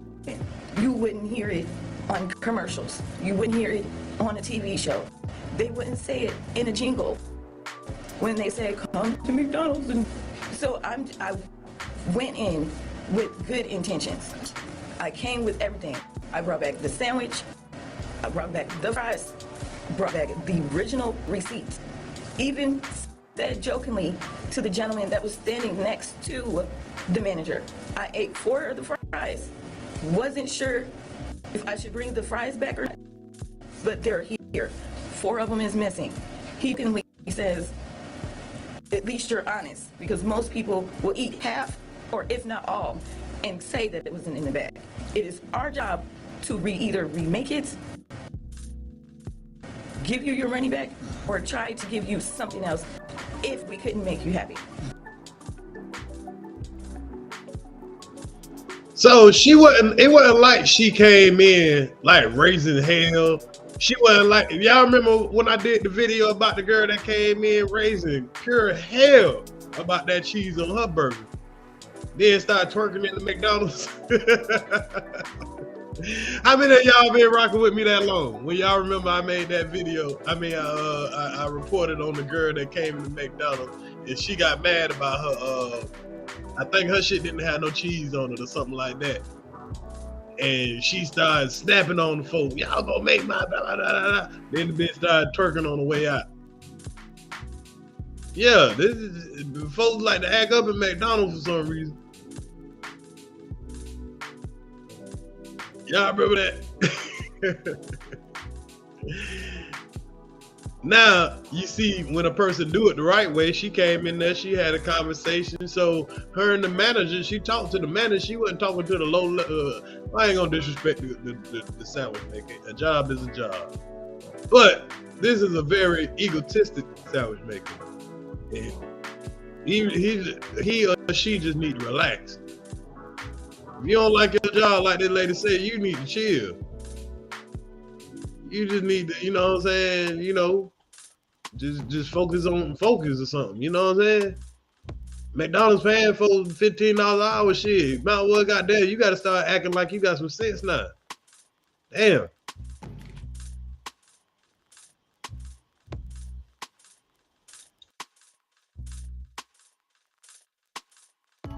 All I wanted that lady to do was just follow the instructions that I didn't give her. Her manager handed her the sandwich, handed her the receipt. I just talked to her. All she's already paid for the 30 pieces, the 30-cent piece of cheese, plus the 49-cent piece that it cost at the drive-thru initially. You leave where the sandwiches come up to come and ask me to pay again. No, ma'am. You attacked me pretty much and was aggressive when I asked you, ma'am, why won't you just make the sandwich? I'm not your manager, so I didn't come back there and ask you to make that sandwich. She is your superior. She's over you, supervisor, assistant, however it works. She gave you instructions. And obviously you're not a cashier because you wasn't at the register when we all walked in. So therefore, you went out of your way to not do what was asked. Then you want me to leave. Yes, ma'am. But I want either the sandwich or my money because you still haven't explained to me what justified you to feel the way you felt. So when you said leave, I will be in the parking lot and I will wait on the police officers. She's leaving the scene. I don't know if she drove here or walked here, but she's leaving. Yes, ma'am. You said to get out. I'm no longer in the building, but I will wait in the parking lot. Did I know?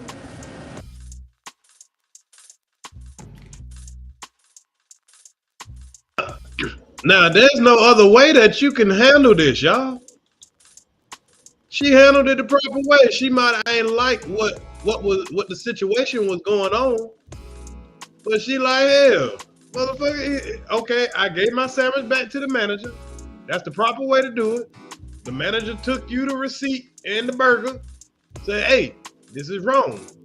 You ain't the damn cash register. You the sandwich maker.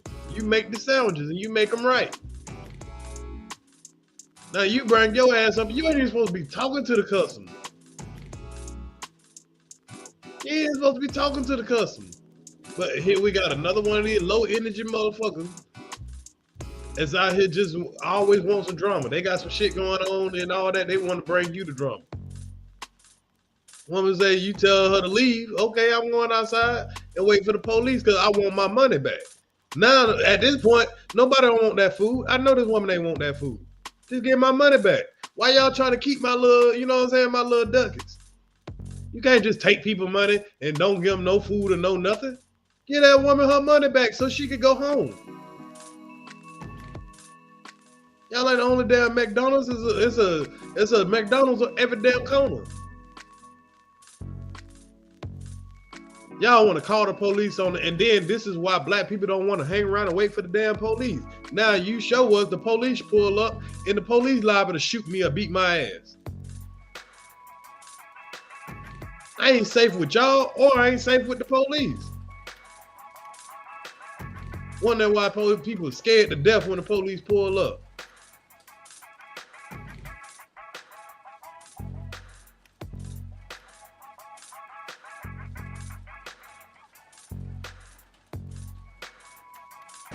But I made sure that at least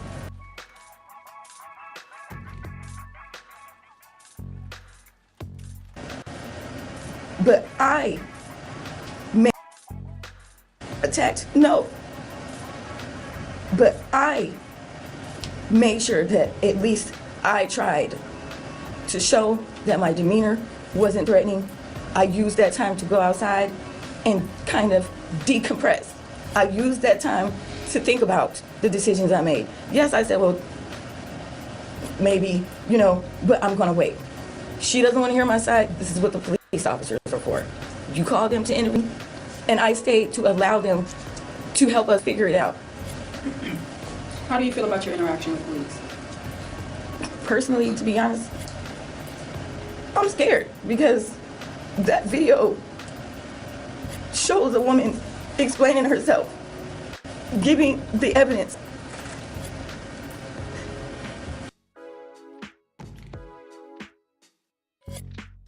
Get it, girl. Get it, girl. Yes, baby. Cry. Let it out. Let it all out. This is your time to shine, baby girl. Let it out. I'm talking about don't go chasing waterfalls on their head. Let them tears roll. That's fucked up. That's messed up. You did everything the right way. We seen the little ratchet girl go in there and snap. And they didn't do nothing. Shit, you don't see her getting punched in the face?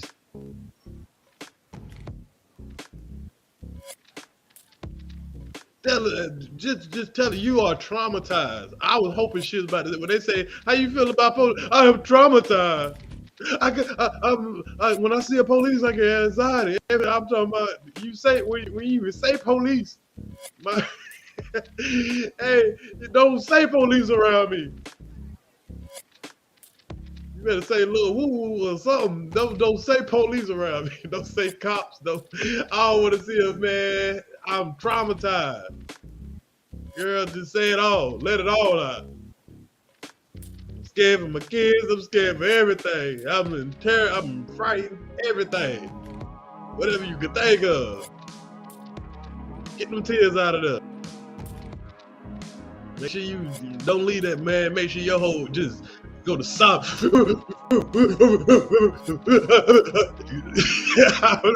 I would have been up there, boy. And y'all see how Rock the King did him. Yeah, you got police nightmares. You don't even like the colors red, white, and blue no more. Like, you don't want to hear no walkie-talkie no more. You don't want to know. Anybody in a uniform, fuck you. Like, this shit, they got deep.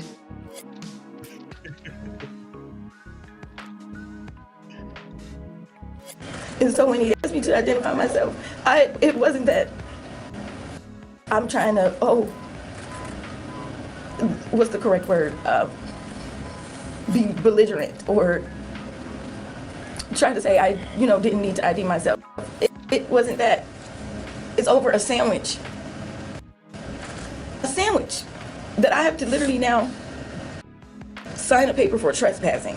I have to now go through all of this stuff when if it would have been done right, I wouldn't have had to come back.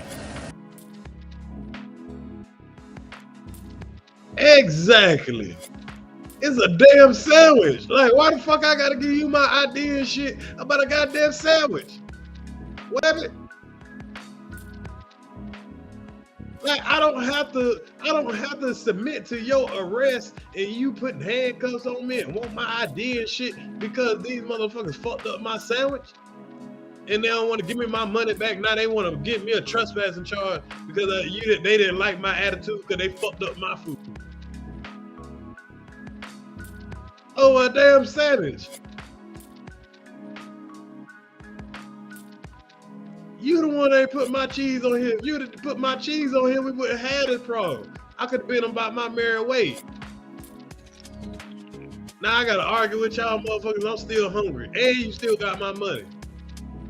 Oh, don't worry about it. That little whatever she paid, how much a Big Mac cost? Big Mac meal. Yeah, them little $15, but that's the best flip in the world. Cause the kind of money she gonna get off that sandwich. And McDonald's gonna learn about hiring these ghetto ass people. See, y'all ignorant motherfuckers, y'all about to shit y'allself out of employment throughout the country. And they gonna stop hiring y'all ignorant ass niggas.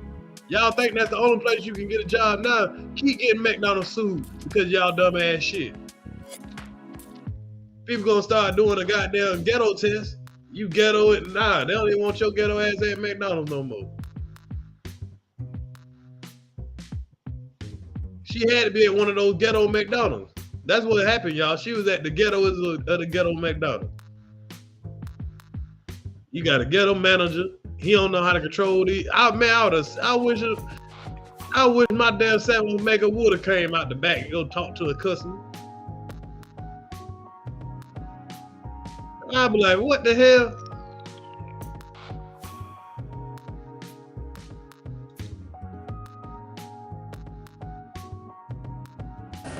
I could have been at home and ate the sandwich and the fries.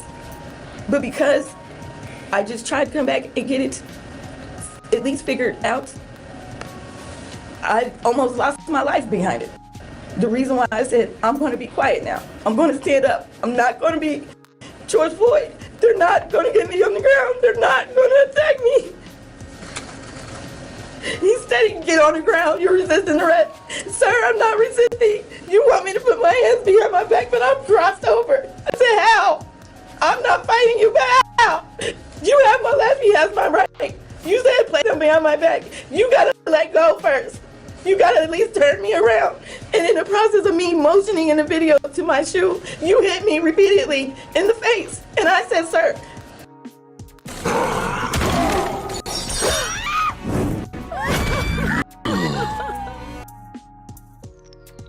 What justified you to close fist me in the face? This is what happens when you resist arrest. If you would have done what we asked you to do, you wouldn't be in this situation.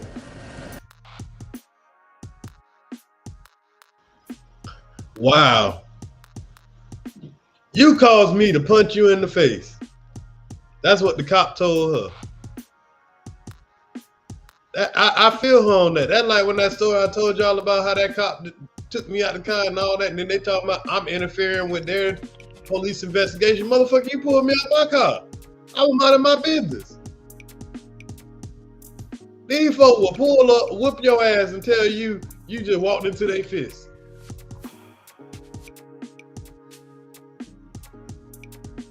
That's what you get for not doing what we say. Trying to put fear in you. Yeah, they wonder why we don't like the police. They want, and then when you see, if you see a police car on fire, now we feel sorry for them. I feel sorry for her. I don't feel sorry for that motherfucking police car on fire. This is who I feel sorry for. Regular citizens. They just need you to come handle a simple damn dispute, and you come and beat the lady ass. Now I know these ain't in the same states, but this happens everywhere. It happens everywhere. You can go pull up right now, cops caught on camera punching women, and you'll see a whole lineup of it. All cops ain't bad, but it's damn sure a lot of fuck. Damn sure a lot of them out there. Way too many.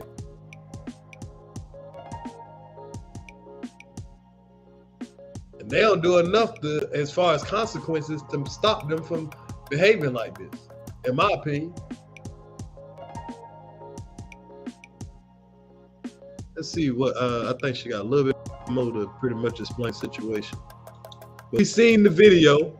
She explained how the situation started. Pretty much she had her order was wrong. She took it back in. The manager took it back to the person in the back. The person in the back had a problem. So she told her, hey, if you don't like your job, then, you know what I'm saying, you should, you know, you need to get you a new job. You didn't want to come to work today. Y'all want to get mad because you don't like what the lady said or whatever. Now you want to call the police. The police want to come up there and they want to overreact. That's what they did. They had no respect.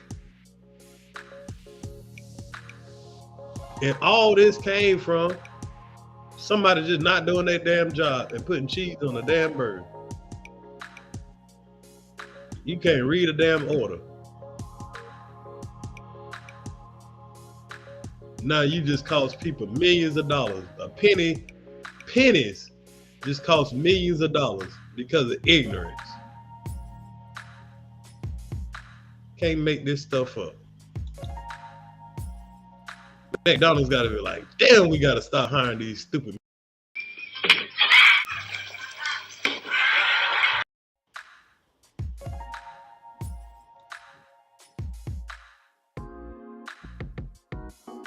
So I shut up and I stood straight and I kept my feet planted on the ground. And I said, I'm going to stand here and I'm going to be quiet. I'm not going to move. I'm not going to say anything else. I just want it to be done. I'm in the video saying, I just want to go home at this point. It's not worth it over a sandwich.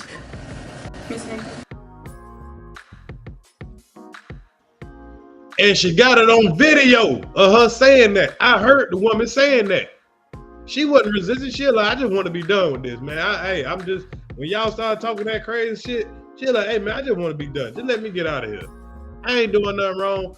You know what I'm saying? If y'all don't like, hey, it is what it is. Y'all be so thirsty to flex your muscle. Man.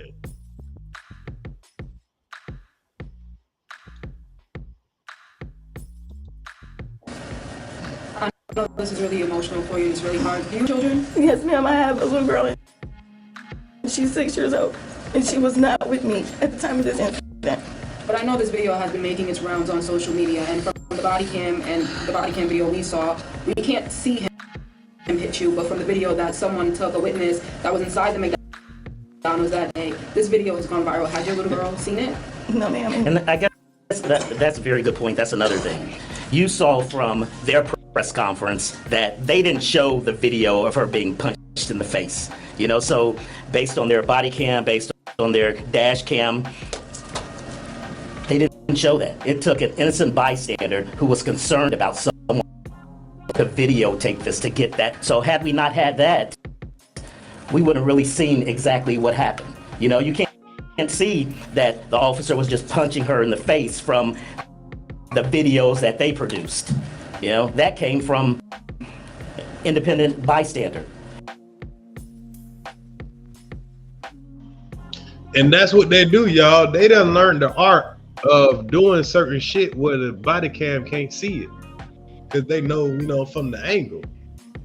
Because remember, I told y'all the story of the, you know, of the officer that was choking me.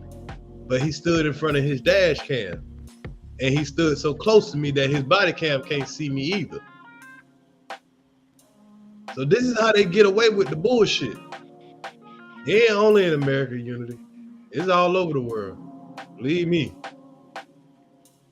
It's the human behavior, man. It's wild.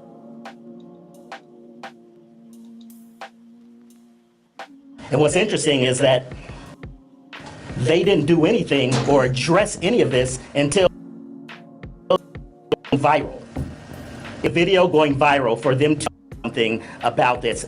And, you know, they're putting them on paid administrative leave. They're going to take 1 week to do whatever investigation that they're doing. Which is a total disrespect. Because they weren't going to address it until it went viral. That's how you know a lot of this shit go on. And as long as people don't know, they can like, go on now before we beat your ass again. Before we throw your ass in jail for harassing our police officers. Yeah, they'll do that. If people don't get it on camera, if it wasn't for that good Samaritan, and they probably gonna act like she did something wrong. They probably gonna harass her, pull her over, give her tickets. Y'all notice they always be shit. I don't know how these people be able to record, because every time I try to record the police, they threaten to take my ass to jail. And I have to go ahead and submit because shit, I can't afford to go to jail. I know they gonna goddamn put me in there, stoop up the charges, and make it where I can't get no bond, or I'm gonna be locked up for a week or so, trying to prove a point. I can't afford to go through all that shit. but it's injustice. I know my rights. I know I should be able to record, but I've had times where I tried to record and them motherfuckers don't play that shit with me. They gotta know they about to fuck me up. So I'm like, yeah, nigga, I wish you would record. We just gonna tell you that you gonna, and all they're gonna do is say I resisted. It's my word against their word. Their word gonna go every time.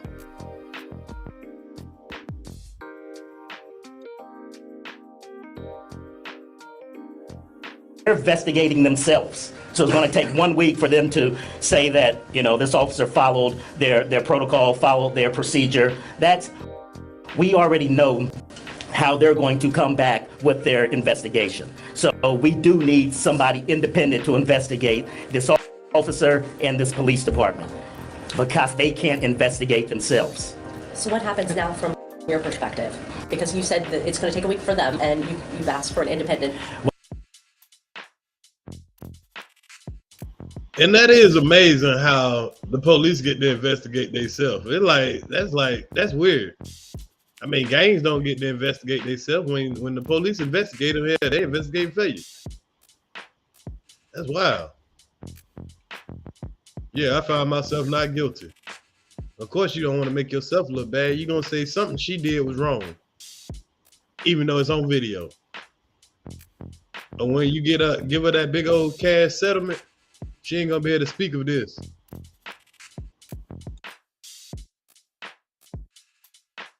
Well, I requested a bunch of items from them. So I want the videos that they have. I want the dispatch information that they have. We'll do, our diligence to get the evidence that we need to further show that this was uncalled for. So we're still investigating, to answer your question. Mr. Ray, as the attorney, and I know you've been practicing law for a while now, if you could remind us of that, I'd appreciate it greatly.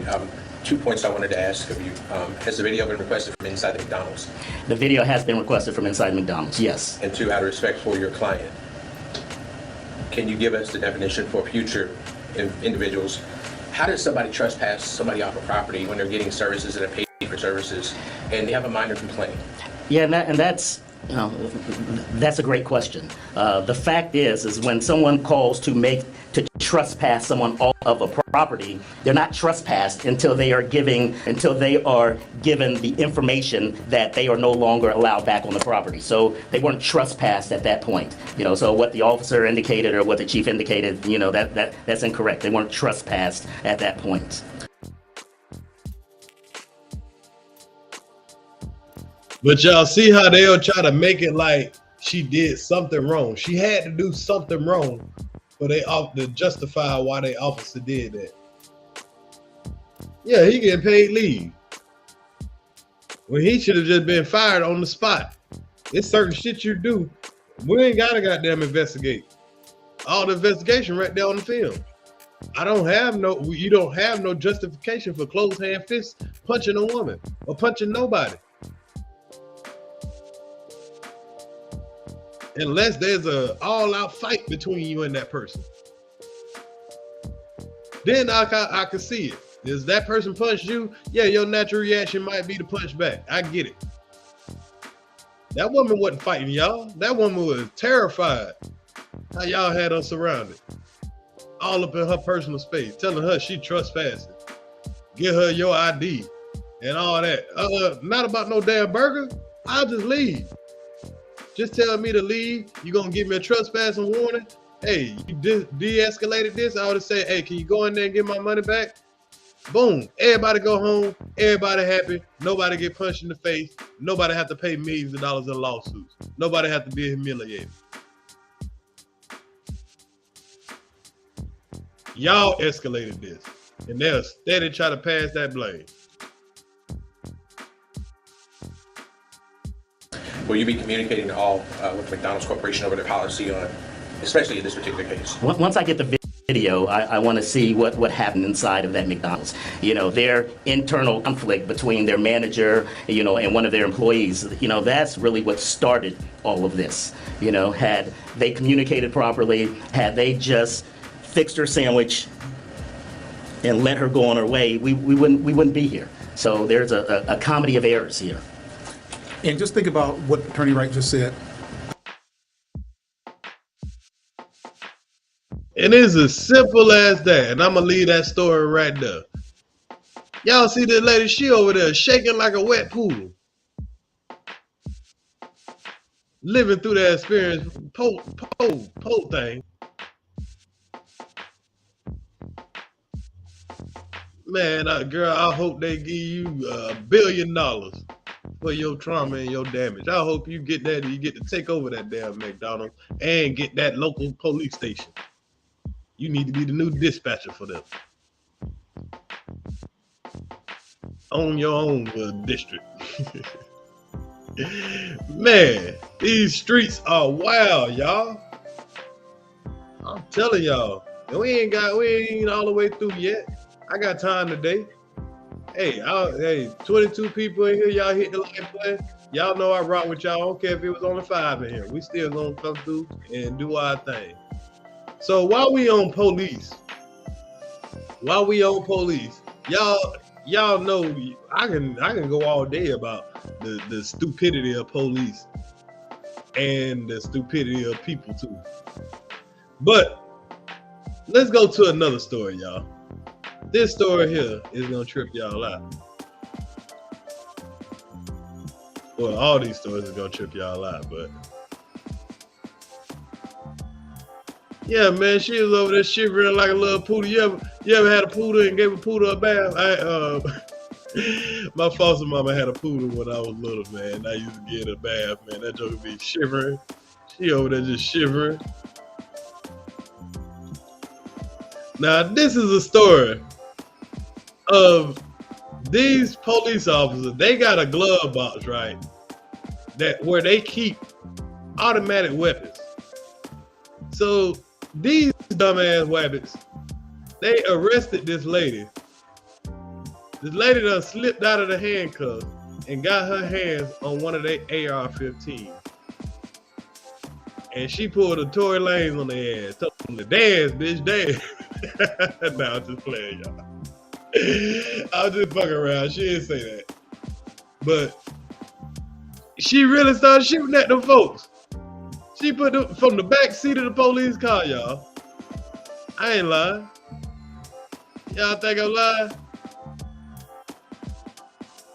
Y'all think I'm lying? Yeah, let me show y'all this shit.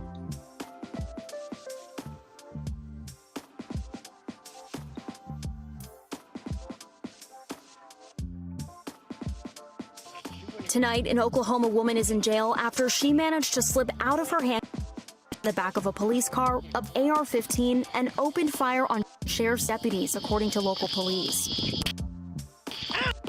The shocking. I'm assuming that person, she somebody like, I'm talking about from the back seat of a police car, y'all. Oh boy, like, ow, oh shit. Who shooting?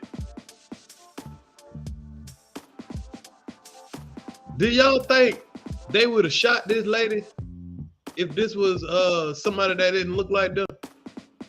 I'm just asking. Or if that was a dude that was back there in that back seat with a damn gun, with an AR-15, they would have shot their own damn car up.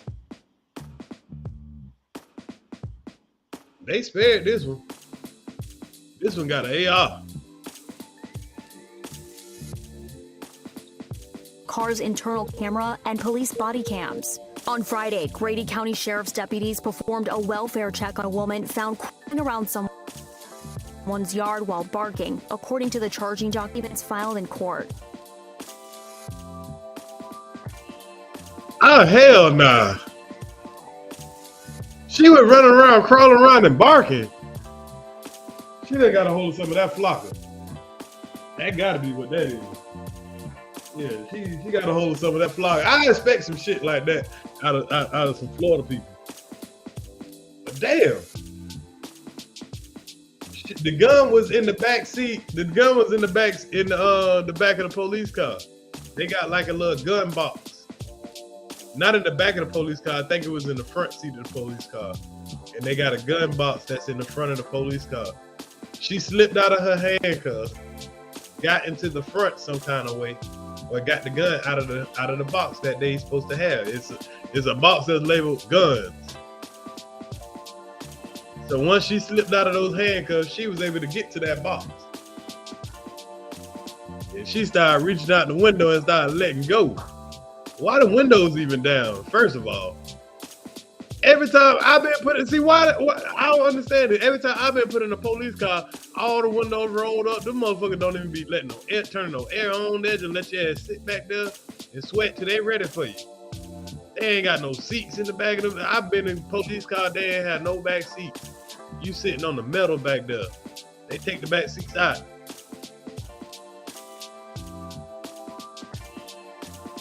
Dred Scott, 1863. All right.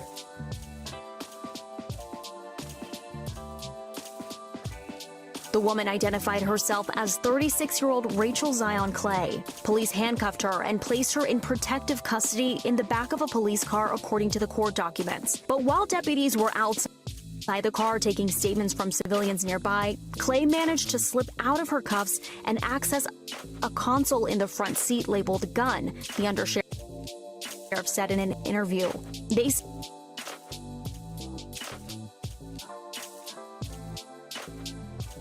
Now look at it, and that crazy bitch outside again. Look at this weapon.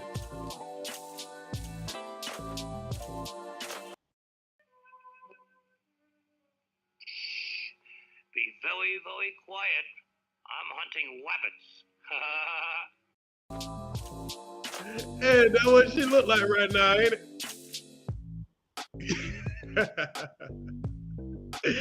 Hey, this lady is outside crawling around, barking like a dog, y'all. So think about what she gonna do if she can slip out of some handcuffs and reach up in the front and see a box that's labeled guns. She get to plead insanity.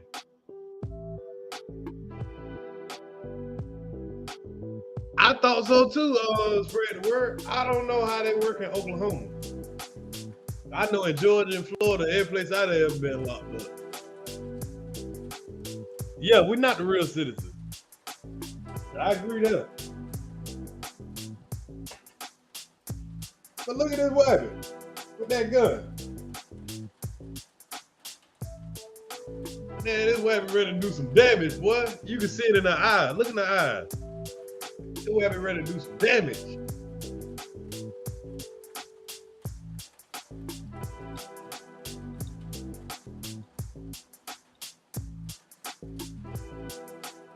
Say she was then able to load a round into the chamber and fire outside the vehicle. Body camera footage released by police show moments shots rang out. Confusion as deputies try to figure out what just happened. Yeah, I'm hit right here. One civilian receiving a wound to the chest. He's later taken to the hospital, according to NBC affiliate KFOR, while the sheriff's deputy is only grazed by the bullet. As the deputies and the wounded bystander take cover and call for backup, more shots ring out. Got a civilian hit.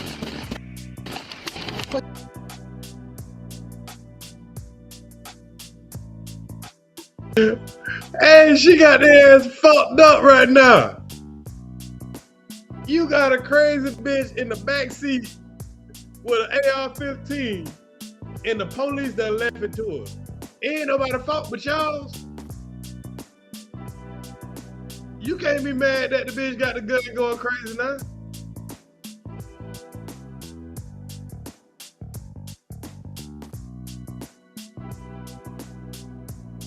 Ain't nobody fault but y'all dumbasses. Y'all the one that left that damn gun where this woman can get. Dummy. And that's for your dumbass daddy. You big dummy. Now you goddamn now you got G.I. Jane back here with a damn assault rifle. Getting y'all the business.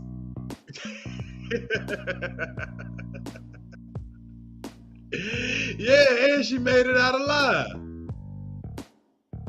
She made it out alive. How did that happen? She got a gun. She got y'all gun. I'm talking about busting on them too. Watch this, y'all. What the heck? Law enforcement expert Cheryl Dorsey weighing in on the incident. Sometimes women are smaller frame and the wounded bystander.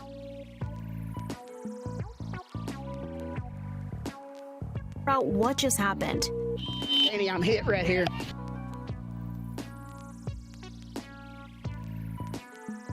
In the front seat labeled gun, the undersheriff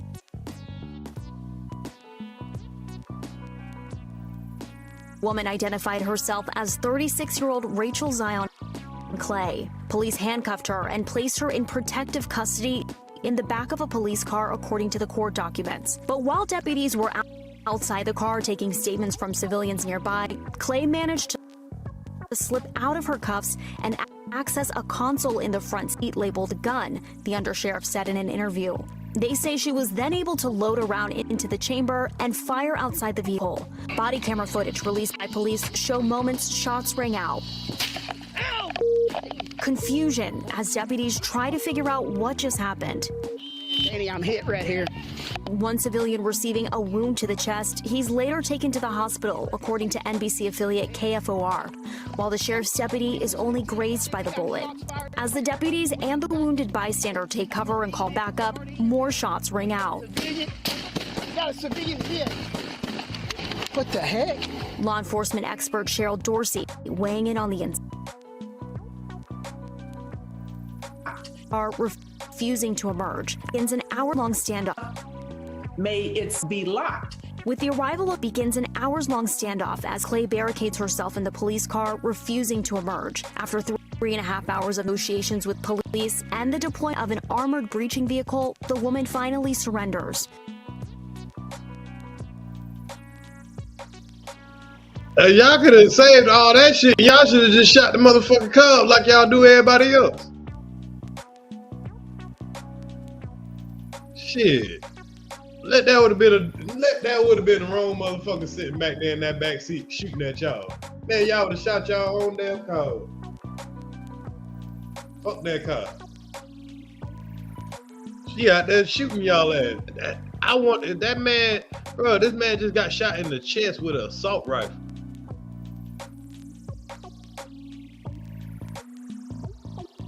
That shit crazy. You shooting at the police from the back seat of the police car.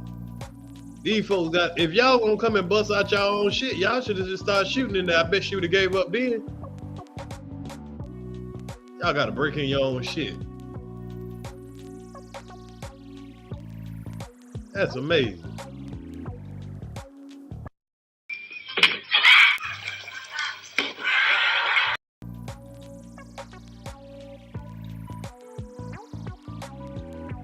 If it means saving a life, you take as much time in order to bring this tactical situation to a successful conclusion.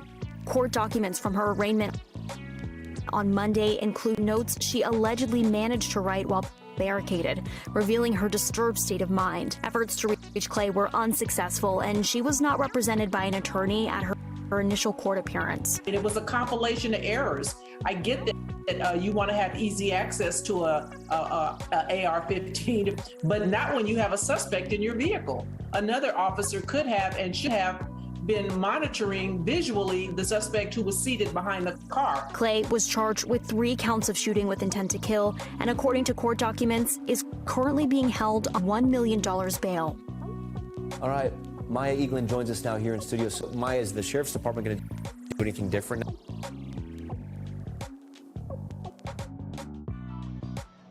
So she still get a bail? Cause somebody gonna bail her crazy ass out. Somebody gonna bail that crazy motherfucker out. Some old lonely motherfucker gonna bail her ass out, and she shouldn't be on the streets because she is a danger to society. And like somebody said, I'm surprised she's still alive. I'm definitely surprised she's still alive. So those idiots, they I mean, damn. Y'all leave a gun where the woman can get to it. God damn, you got to be more careful. But anyway, let's get on to our next story. So, you know, we still got idiots that's out here and they still challenging professional fighters and everything, y'all. So I thought that was very funny. I'm gonna show y'all two more idiots that still like to run up on folks, just like these YouTube cats, talk all that shit, but really ain't about that life. So we got a data teaching moment.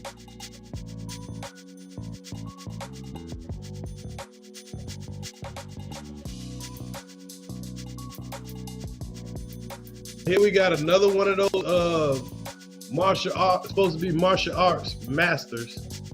The dude in the white pants, he's supposed to be a martial arts master. The dude in the black pants is more, I don't know what the fuck he know. He know whoop your ass.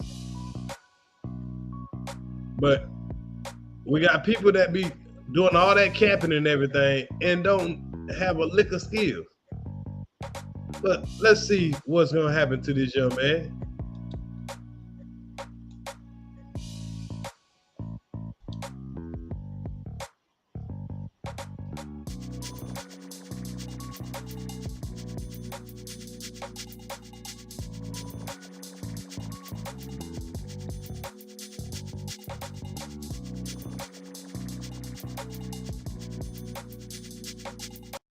You big dummy.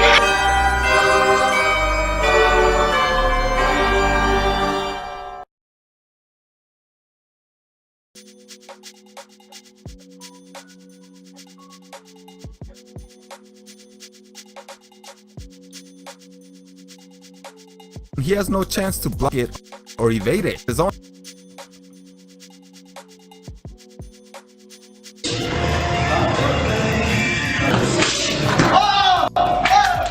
The guy in the white pants is a kung fu master.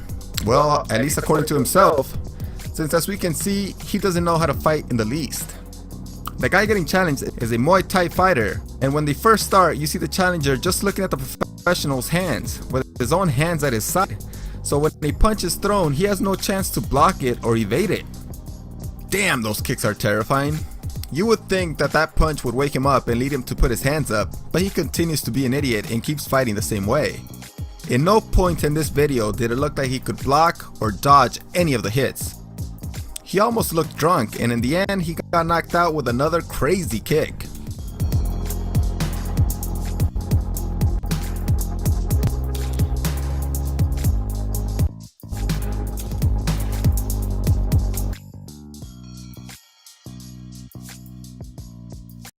You big dummy.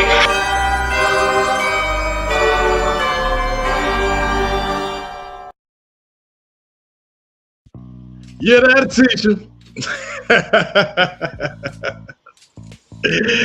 Oh, they gonna learn today. They gonna learn today. He kicked that boy like a rag doll. You ready to go night-night wabbit? You ready to go what? Night-night wabbit? So we got one more wabbit. That, see, he was picking on this dude in the street. He thought that, you know, he wanna come to the gym. Old boy invited him to the gym and said, hey, Wabbit, I'll meet you at the gym. So let's see how this works out for him.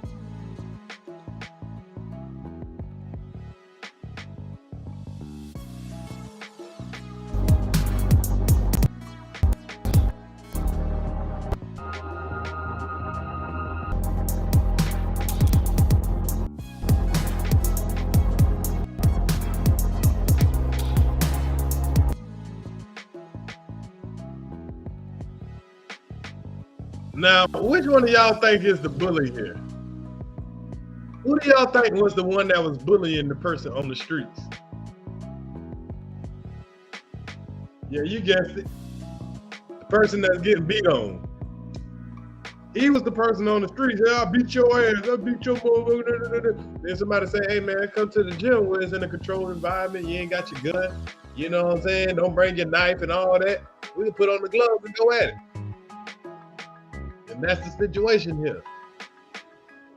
He thought he had hands. Cause the dude look, dude look a little dorky, he got the haircut, whatever. He out there being bullying the man, say like, all right, you'll come to the gym then. And you done brought your dumb ass to that damn gym.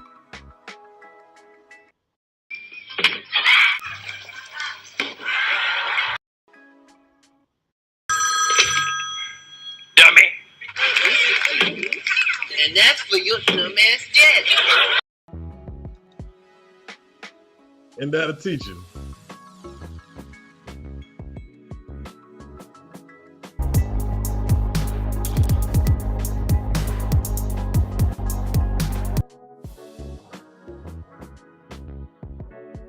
What the hell was that?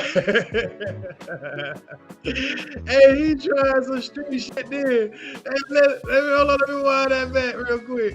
Hey, y'all see that nigga combo? Watch the combo, y'all.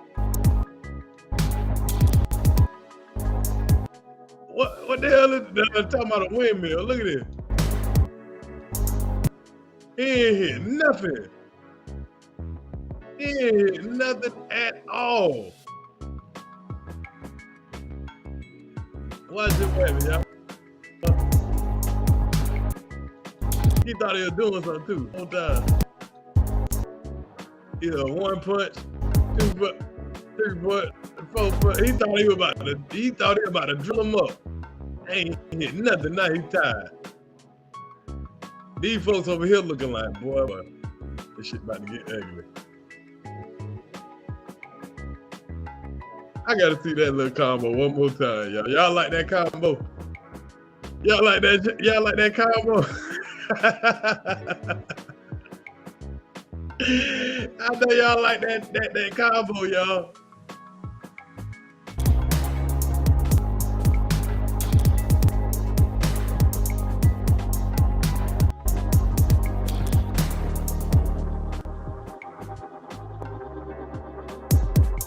The guy wearing the pants is a trained boxer named Lorenzo Trevino, and after constantly being challenged by this guy to a fight in the streets and through text, he decided to invite him to his gym so they can have a sparring match in a safe environment. Once there, the challenger got asked if he wanted to go 100%, which he did, and well, that was a horrible decision. The technique shown by the boxer is amazing, while the challenger is just a giant joke. He almost gives his back when he's trying to cover up, and when he throws a punch, he never sets his feet. Finally, his defense is sad. At first, he tries to just cover up. Hey, he done became a punching bag at this point, y'all. Look at this. Look at all these. Man, he done rocked this man 4 or 5 times. He got him trying to run. He can't land that weak ass combo for shit in the world.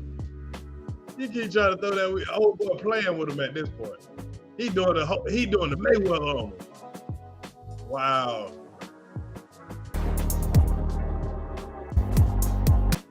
Don't know what to do, man. He trying to throw that little weak ass combo.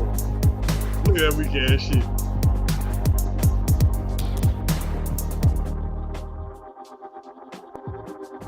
Still playing with the weapon.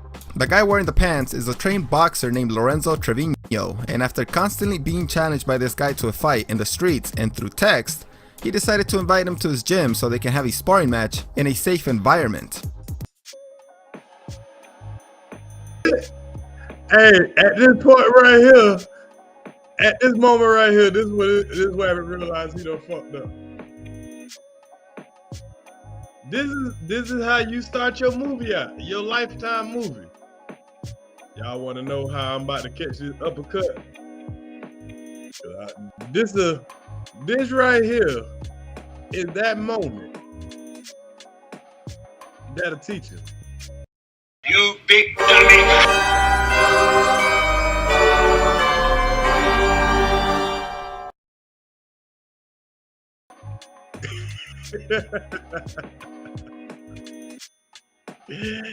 Oh, that'll teach him. Oh, that'll teach a bully. What? But that was a gut shot. He ain't like, boy. He might have shitted out his breakfast on that shot there. sparring match in a safe environment. This is what a lot of YouTubers that like to talk that shit need. Yeah, he built like the Pillsbury Doughboy. Once there, the challenger got active. He wanted to go 100%, which he did. And well, that was a horrible decision. Hey, he just punched that nigga like a bitch. Like, if somebody punch you like that on the street, and you just walk off, you like, man, I don't want to fight no more. That's that I don't want to fight no more walk off right there. The way he walking off right now, that's that I don't want to fight no more walk off. Yeah, he don't want to fight no more at this point, y'all.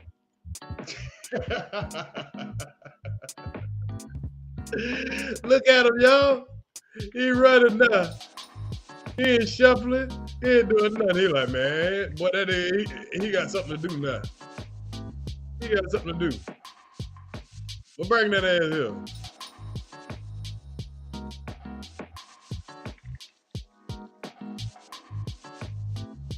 Decision. The technique shown by the boxer is amazing, while the challenger is just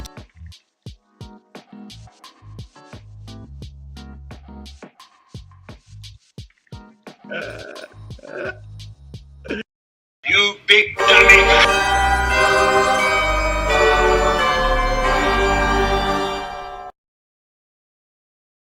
Yeah, oh man. Look at him.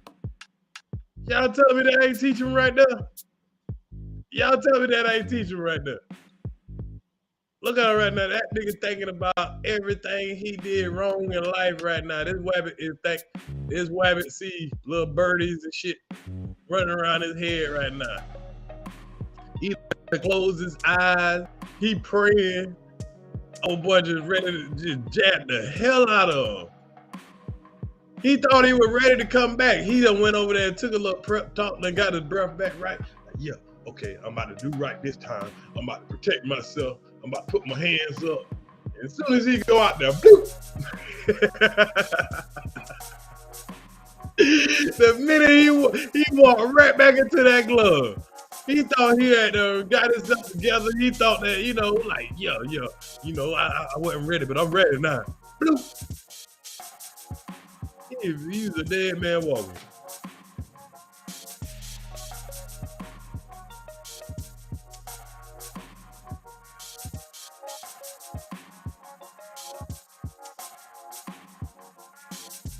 Watch him, y'all. Watch how look how he walking, y'all. He walking like he gotta go take a doo-doo. Hey, he done beat the shit out of him, literally. Hey, this is what you call beating the shit out of Wabbit. That Wabbit gotta go doo-doo now. Yeah, now watch the Wabbit now. The Wabbit about to go take a break. He about to get himself together. Watch the Wabbit. You're like, where you going, Wabbit? Where you going, Wabbit? Hey man, go, man, technique go. That Wabbit shown by the boxer is amazing, while the challenger is. They tap hands, right? Look at him. He like he thinking in his head right now, y'all. He thinking in his head, protect yourself at all times. If I got my hands up, I should be good. Protect yourself at all times. You can see the difference in the stance. Who ready, y'all? Who ready and who ain't ready? He thinking, protect yourself. Protect yourself. It's just a giant.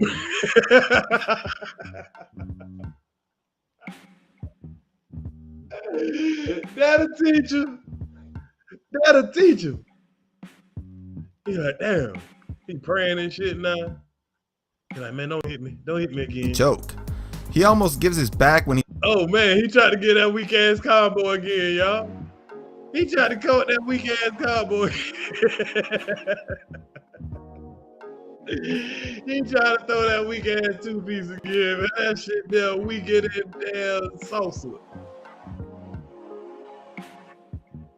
Look at that weak ass two piece he keep trying to throw, man. He ain't laying that weak ass two piece yet. Amazing. While the challenger is just a giant joke. He almost gives his back when he's trying to cover up. Oh. 2 piece in a biscuit. Biscuit. Get that boy, 2 piece. Welcome to Popeyes. Yeah, I'll take a 2 piece of biscuit. Would you like a drink with that? Yeah, what kind of drink y'all got?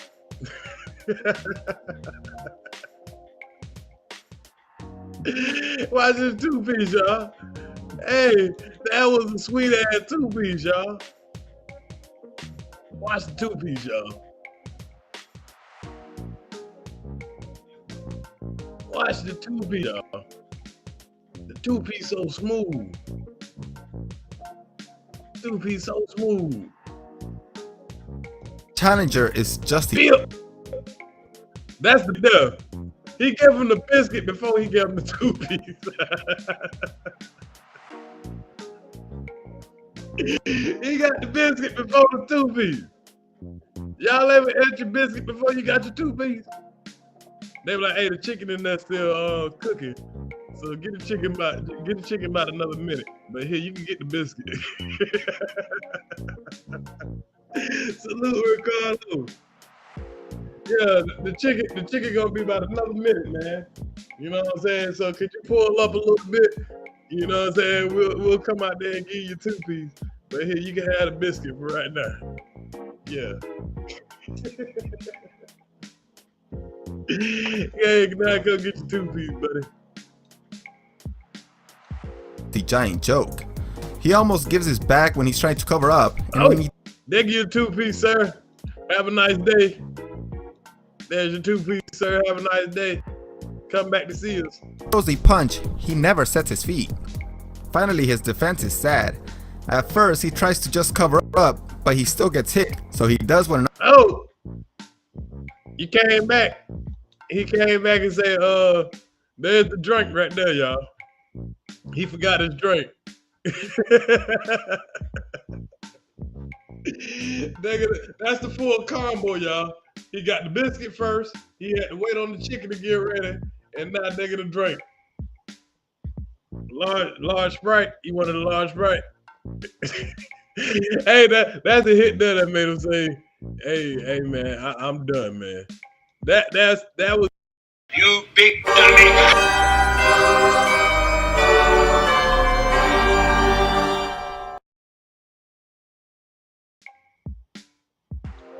an untrained guy does and tries to raise his head high.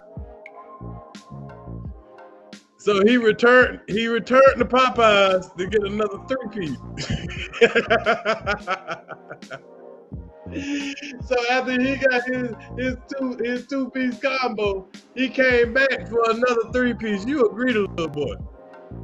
Yo, greedy little boy. Yo, greedy little boy. He wanted to come back for another 3-piece of the biscuit. But that 3-piece was so quick.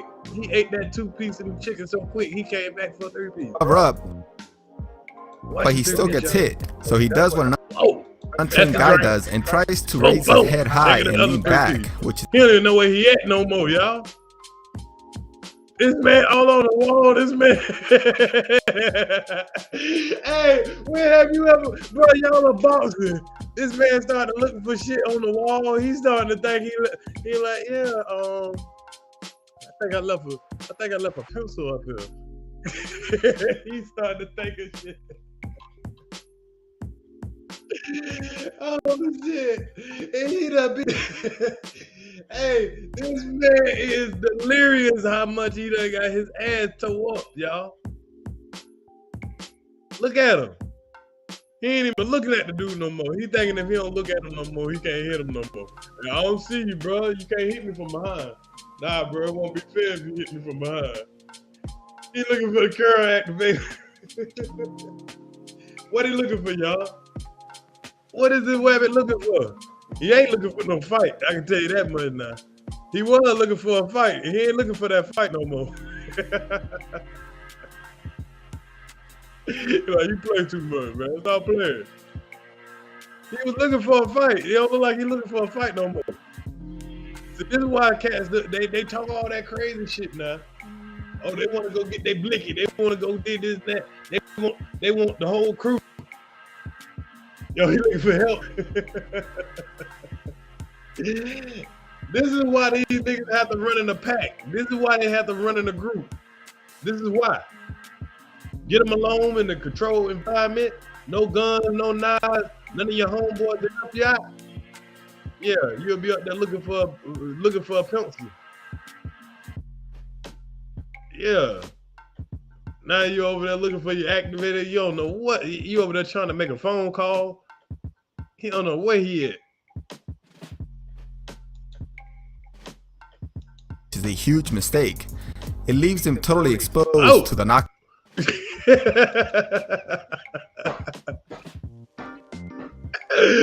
Hey, he thought he was ready again, y'all. At this point, he like, oh shit, he can't even swing back, y'all. How many times that weapon that got hit? He can't even swing back. If you was on the street and somebody hit you like that, and you can't hit them back, bro. Wow. This wild. Y'all know what that'll do, man. You big dummy.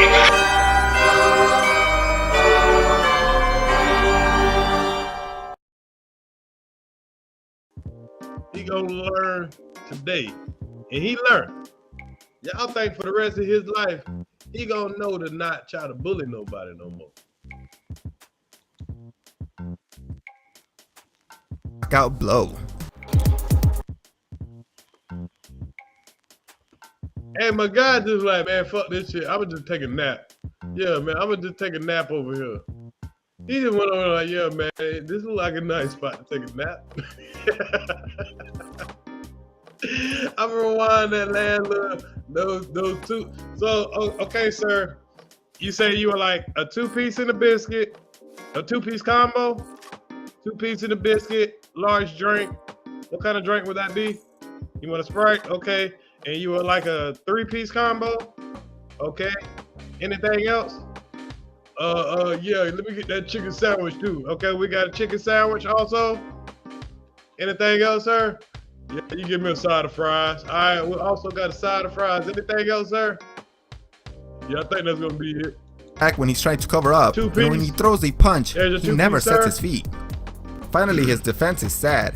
At first, he tries to just cover up, but he still gets hit. So he does what an untrained guy does and tries to raise his head high and lean back, which is a huge mistake. It leaves him totally exposed to the knockout blow. And there's your large fry, sir. Yeah, you got the hot sauce. That's the hot sauce there. Hey, buddy, like, hey, man, you know, shit, damn, y'all ain't sleepy? Man, I done been up all night. Hey, this way he started walking and started talking to people that he don't know. He started talking to Buddy in the orange shirt. Like, man, you know, I've been up all night, man. You know, I was sleepy before I got here. He didn't really knock me out. I was already sleepy. You know what I mean?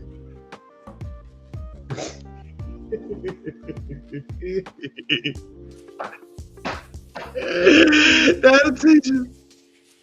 That'll teach him. Yo, you ready to go night-night weapon? But yo, that's just too funny, man. That man just had to take a nap, man. He just taking a nap, y'all. He just taking a nap. But hey, what I'm gonna do though, because I'm already 2 hours and 45 minutes into this live, I'm gonna change the title on this live and just leave it at what I left it at. And I'm gonna start a new live in about another 30 minutes to an hour. And I'm gonna do the whole Christian Rock and Blueface story because that's gonna take a while to digest. And y'all already know how wild these weapons is. So there's a very, very important lesson to learn out of this next story that we're gonna have. So I'm gonna do that in a separate live. I'm gonna leave this live at where it's at. We had a lot of fun on this live, a whole bunch of data teaching moments. Yeah, let me change the title on this live right now while I'm thinking about it. Okay, bad cops. I'll leave it at bad cops. Punching woman. Yeah, we'll do survival. Damn, I can't erase this.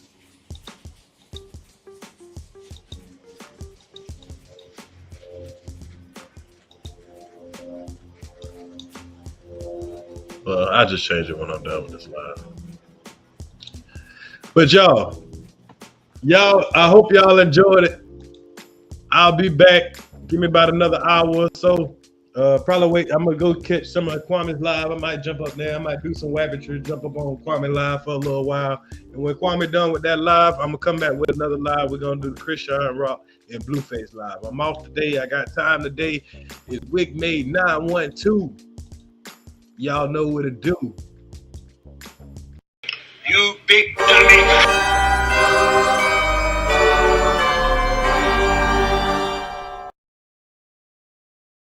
In a little bit. Wick Made